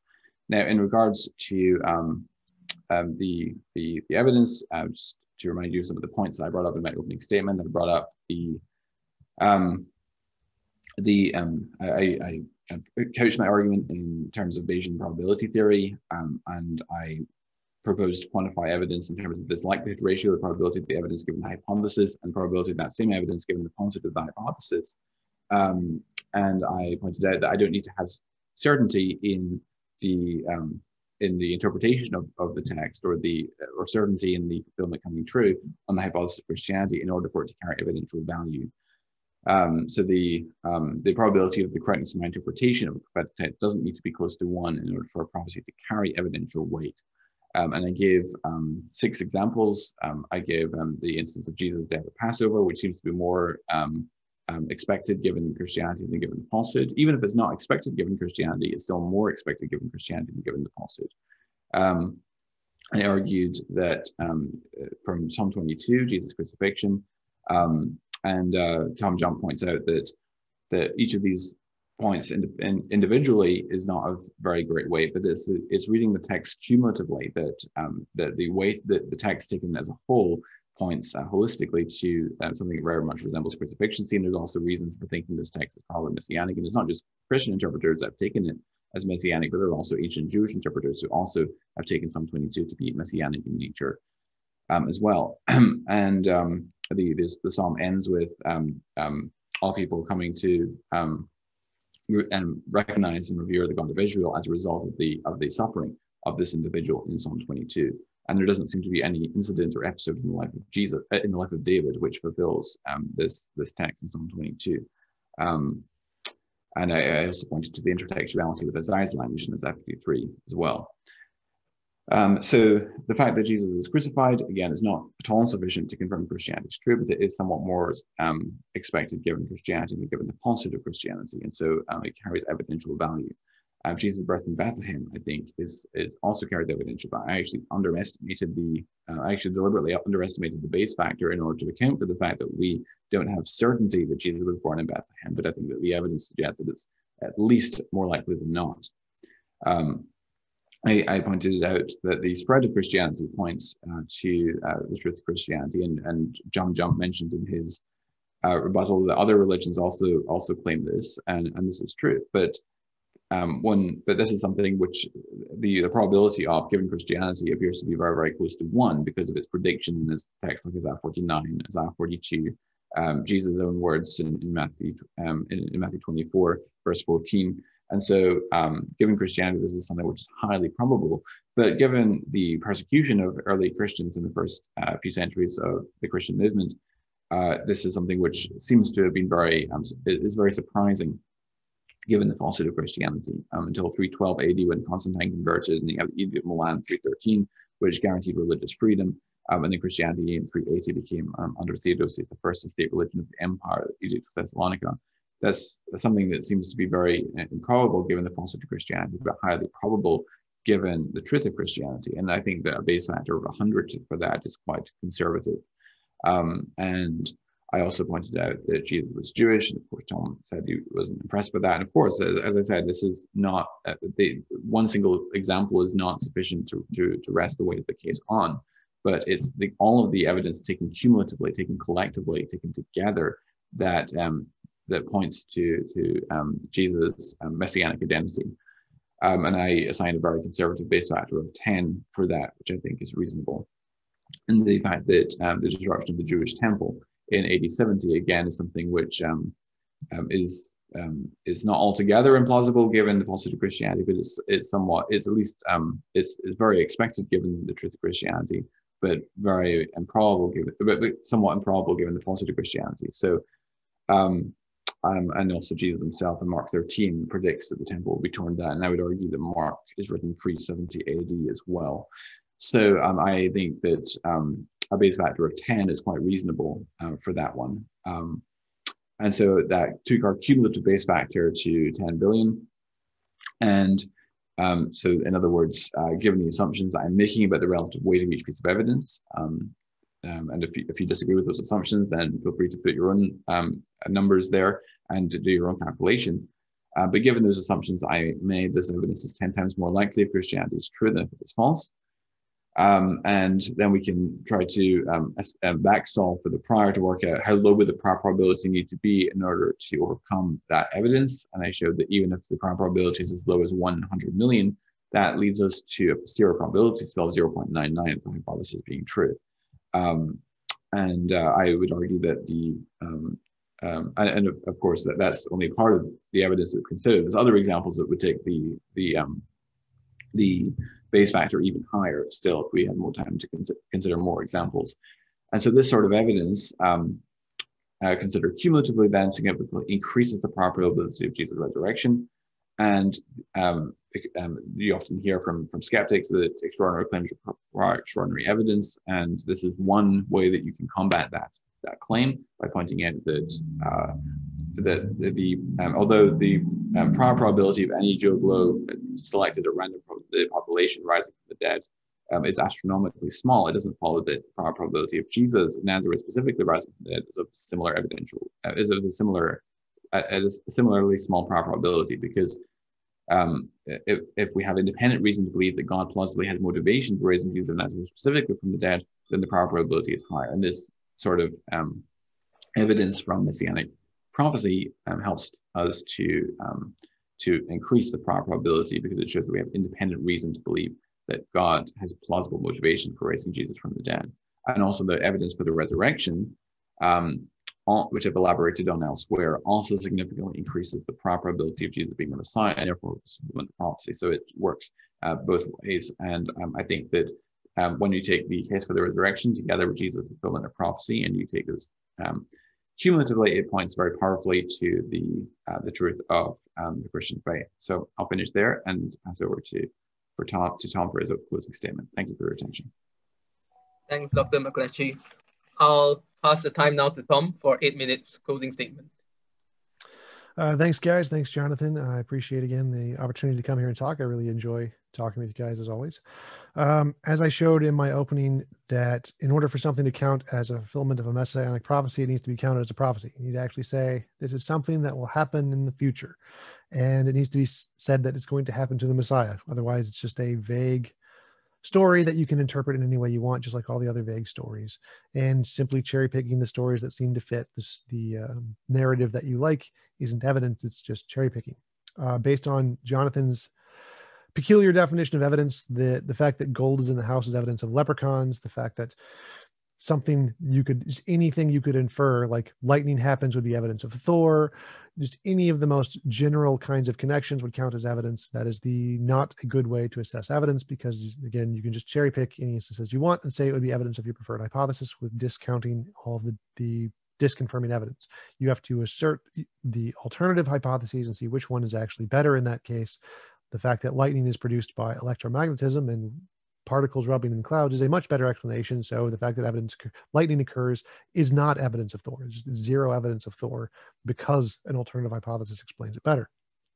So using this Bayesian epistemology route can make it seem like some particular thing may be evidence, because the definition of evidence is so lenient that it could apply to literally anything, like gold being in a house is evidence of leprechauns.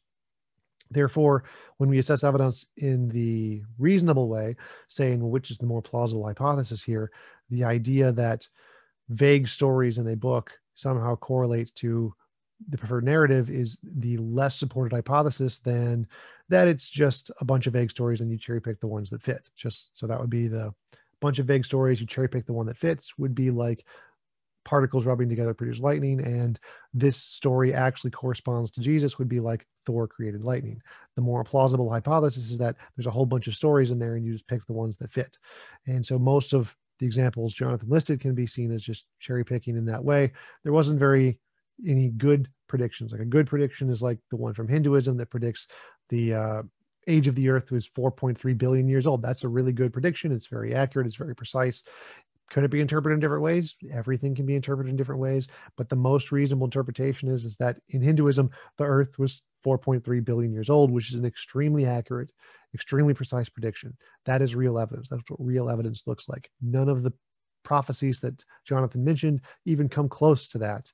And even with that prediction, it's not enough to support the conclusion that Hinduism is true, because all of the things that it says that are not true. So the fact that even if you had a very, very good prediction, which Jonathan does not have or did not provide, would not be sufficient evidence to conclude Jesus was the Messiah or created the universe. You would need something extremely profound for that, which cannot be found in the Bible. And I will conclude there. Thanks, Tom. And thanks to both speakers for the brevity in saving us a lot of time for the next session, that is the Q&A. So please, if you have not already, or even if you have sent some, feel free to send some more. Send your questions through Slido. Ezra has posted the link in the Zoom chat already.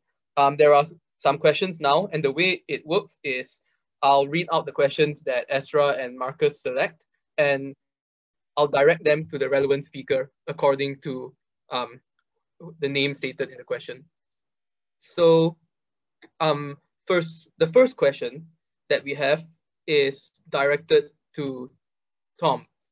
So the first question asks, Tom, you said not all prophecies were fulfilled in the Old Testament. Prophecy is predictive in nature, and that doesn't mean it will be fulfilled simultaneously. How then can we explain that almost 80% of the Old Testament prophecy was fulfilled by Jesus?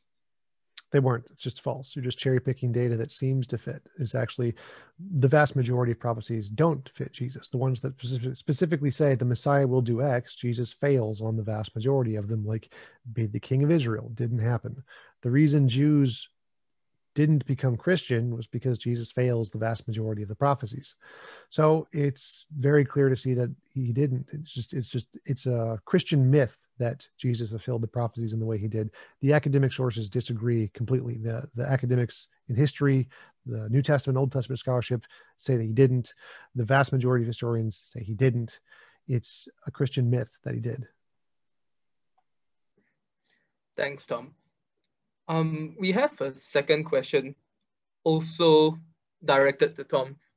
So, Tom, this question asks, would miracles, and he defines miracle, he gives examples of miracles such as instant regrowth of intestines or healing of autoimmune diseases like multiple sclerosis, be indications of supernatural activity?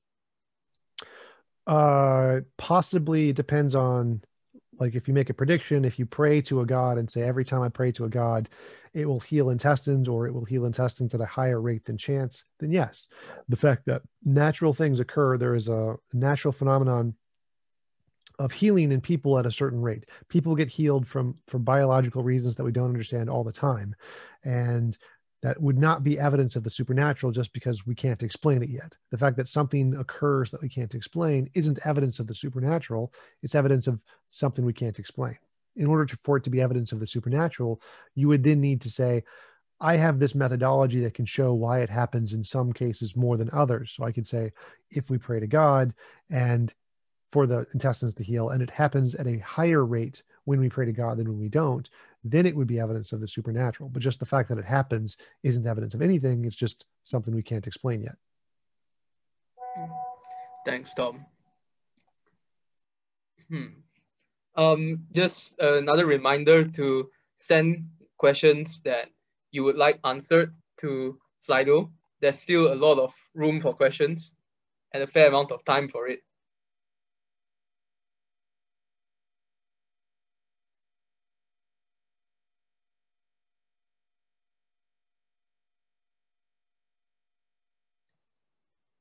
And if anyone wants to just open your mic and ask you, feel free to, anyone in the chat.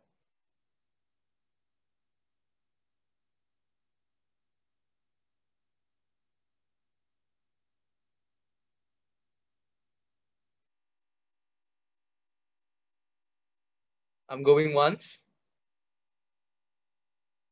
going twice. Yeah, I have a question actually. Isn't the science of the gaps a bias? How can we accept that the origin of the world,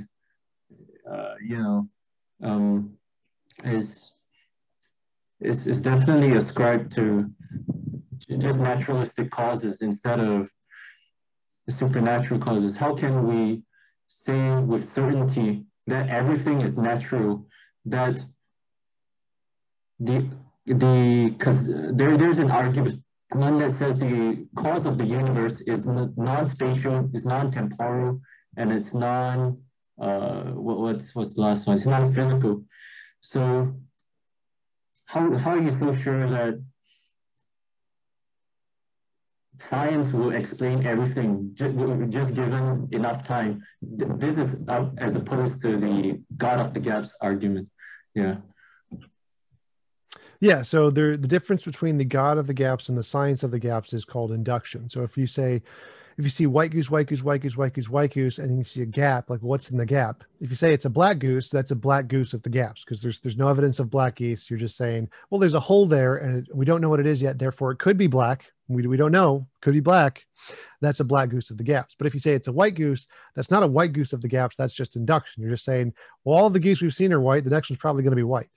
Science works the same way. So all of the things we've ever solved throughout human history ever have all been solved by science, not religion, not the supernatural. The supernatural solved nothing. So every discovery we've made has been natural, natural, natural, natural, natural. And so if we see a blank of something we don't know yet, it's reasonable to infer it's going to be natural. It's unreasonable. It's a God of the gaps fallacy to include it's going to be supernatural, because there's no independent prior evidence that the supernatural could fill the gap. It's just, we don't know what's there yet. It could be supernatural. So the science of the gaps is just called induction. It's a reasonable argument. You should every time make it because it's justified. You also mentioned the origin of the universe, spaceless, timeless, immaterial. So right now, the most supported hypotheses in cosmology and physics are that Space-time is emergent from something more fundamental. It's a natural thing. There is a natural thing that exists independent of space and time and matter, and it created space and time and matter. It's a quantum field of some kind. These quantum fields have significantly more evidence than any supernatural properties. Every single part of the mathematical equations for these theories has been verified. So like the multiverse hypothesis, just to pick one, is a combination of early universe inflation, which was demonstrated through Guth's early universe inflation predictions about the cosmic microwave background, which were discovered to be correct, and vacuum states, which were discovered in the Casimir effect. Those two, the mathematical equations and those two things combined together get you the multiverse. So the multiverse hypothesis, every part of the multiverse hypothesis has been confirmed, even though the combination itself has not been confirmed, as opposed to the supernatural hypothesis, which has no parts has been confirmed. There's no property of soul, no property of free will, no property of all-powerful, all-knowing, all-loving. Those things, there's no evidence of any of those things, whereas there is extremely good evidence for every one of the parts of the physics theories. And so for the exact same reason as the science of the gaps isn't a fallacy, it's more reasonable to infer that the origin of the universe will be answered by physics rather than a unsupported supernatural being. Thanks, Tom. Apologies for my own lack of clarification. For future questions, kindly direct the question towards the speaker. But that's a really good question, and so I just want to check. Does Dr. McLatchie want to respond to Christopher's question as well? To that previous one, when it comes to the things like the origins of life, I mean, and the origins of biological complexity, I think that we're not invoking God of the gaps argument, right? We're inferring to the best explanation that sort of feature, namely information content or irreducibly complex nanotechnology, where there's a higher level objective being accomplished by numerous subfunctions that are together contributing to that higher level objective. That sort of feature is not at all unsurprising given the hypothesis of design, but it's very surprising given the falsehood of design. And therefore it constitutes positive confirming evidence for the design hypothesis. And when it comes to explaining that sort of feature of the world, the sort of feature that we habitually associate with conscious activity, that is just the point where all origins of life theories universally break down. I'm curious, is Tom an atheist that says that there's no evidence for God, or do you think that there's evidence but just not sufficient in your assessment? The way I define evidence is with including the alternatives. And so it would not count as evidence under my epistemology, but I don't define evidence the same way you do. So I don't just count anything that would be true if the hypothesis is true. I don't count that as evidence. I would say it's only evidence if it's the most likely thing given all the hypotheses. So for example, your fine-tuning argument, if there is a determining law of physics that causes all of the forces to be set as what they are, that would, based on your definition of evidence, be equally as supported as confirmatory evidence of this hypothesis. The fine-tuning would be confirmatory evidence of this hypothesis as well as design, because all that it takes to count as evidence under your hypothesis is that if this theory is true, is this what we would expect? So if we expect that there is a single law of nature that intertwines all of the physical forces to make them what they are, if we expect this to be true, we would see these physical forces, we see these physical forces, therefore that would also be evidence given your definition. So my definition is a little more thorough than that. I say that in order for it to count as evidence, you would have to show that it's the most plausible explanation of this phenomenon, not just it can be explained by the phenomenon, or it can explain the phenomenon. Just to clarify, my definition of evidence is that that something is evidence for your hypothesis if and only if the probability of that evidence is greater given the hypothesis, given the falsehood. So even if it's expected given the hypothesis, that doesn't necessarily mean it will be evidence if it's equally well expected given the falsehood of that hypothesis. So it's a little more nuanced than that. Right. And I'm claiming that my definition is not a comparison between the truth of what we'd expect to see given the hypothesis versus not the hypothesis, but what we would given that hypothesis versus alternative hypotheses. So mine is like if your definition is true, if this thing is true, if this thing exists, we would expect to see some cause. And if this thing literally doesn't exist, would we expect to see the cause? No. So it's just claiming that if there is a leprechaun, we would expect gold.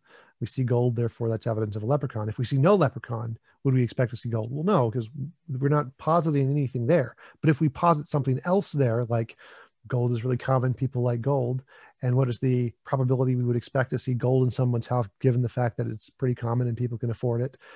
And then we compare those two hypotheses, people like gold, and so they buy it, versus leprechaun. I would say now, since the evidence weighs heavily in favor of the people like gold, it is therefore evidence against the leprechaun, not for it. Whereas given your hypothesis, you're only comparing leprechaun versus no leprechaun. I'm comparing leprechaun versus people like gold. But I mean, we have to take into consideration the prior probability, and the prior probability, I think we'll both agree, is greater for alternative hypothesis than for the leprechaun hypothesis, and that's why we favor alternative hypotheses. Right, but I include that into my epistemology, into the analysis. I say, given the prior probability, we can already conclude that the leprechaun, this is evidence against the leprechaun, not for the leprechaun. Whereas in yours, since you're assessing it simply based on the fact of leprechaun versus no leprechaun, and I'm assessing it leprechaun versus people like gold, my standard of evidence is a little more thorough. Okay, so the last question. Sorry, I'm going to have to intervene here because we have a couple more questions. Yeah, thanks. We have another question for Tom, and this is in reference to one of the statements you made about Jesus, about the soldiers having crucified Jesus and took his garments and divided them. The questioner asked that, didn't you know that this piece of evidence, that is soldiers crucifying Jesus, took his garments and divided them, is also quoted in the New Testament, and he cites several verses such as John 19, verse 23 to 24, also Matthew 27 to 35, Mark 15, verse 24, and Luke 23, verse 34. As far as I know, none of those include casting lots. Didn't happen. Like in the Psalms 22 example that Jonathan listed, it explicitly says, they took my clothes and cast lots to give them away. Do any of those include casting lots? The answer is no. Oh, all right. And actually, the references mention casting lots. You have to check to believe it. Maybe Brendan, you can give the references again. All right. Yeah, the references are John 19, verse 23 to 24, Matthew 27, verse 35, Mark 15, verse 24, and Luke 23, verse 34. All the four references mention casting lots. Yeah. I don't see any of them. I'm looking. I don't see casting lots. Are you sure you had the right references? Like the Psalms 22 says casting lots.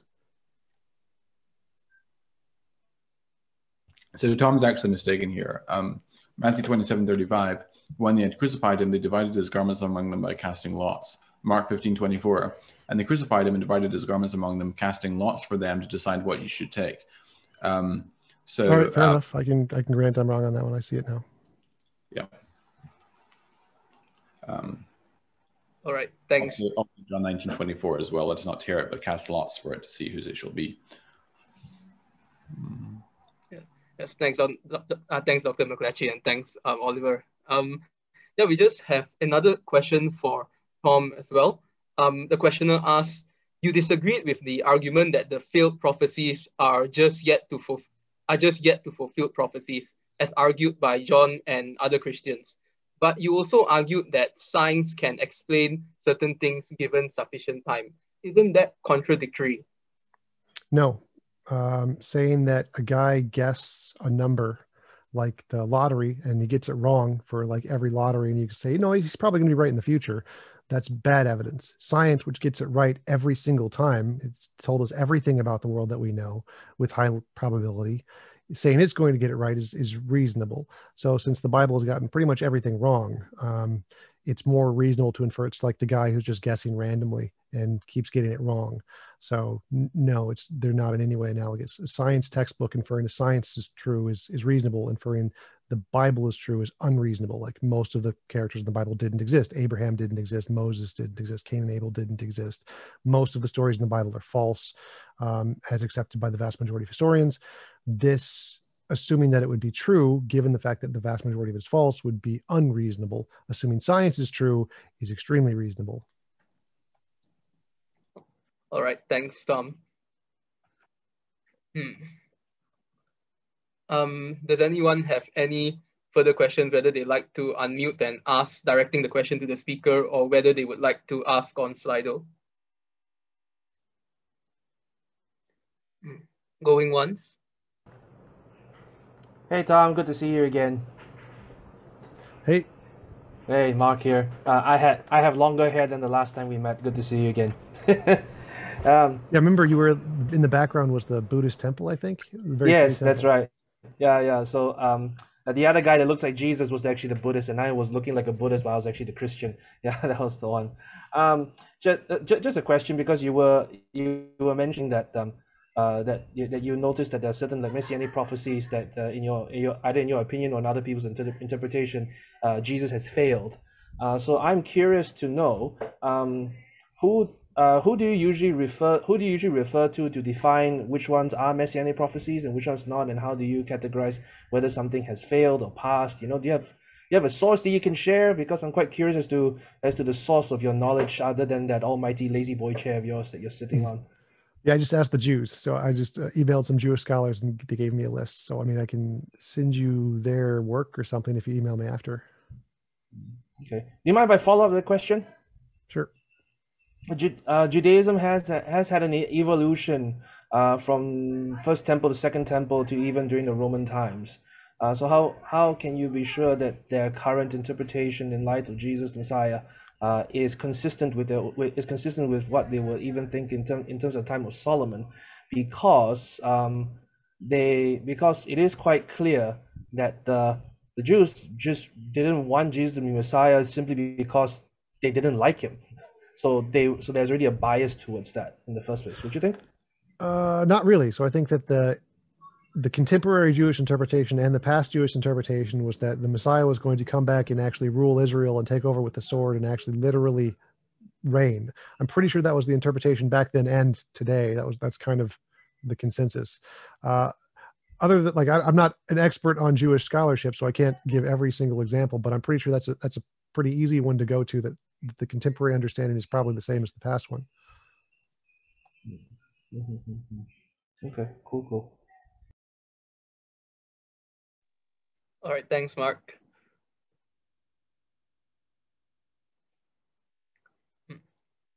How many questions again? Going once? Going twice? Okay, so I'll pass the time back to Ezra. And thank you so much to both Tom and Dr. Mcclatchy. And yeah, take care, everyone, and see you soon. Amazing. Thank you, Brendan, and thank you to our debaters. And it's been a wonderful debate. And just a quick announcement, we're going to have an after party right after this, and it will be on the Clubhouse app at 11 p.m. If you have a Clubhouse app on your phone, it will still be up after this. Join us for the very last time as we dissect, review, and discuss this debate. And on behalf of Explain Apologetics, we like to thank all of you for being part of this conference and also for being part of this debate. And we hope to see you again for our next event or next year at this very conference. So good night and have a good weekend. See you.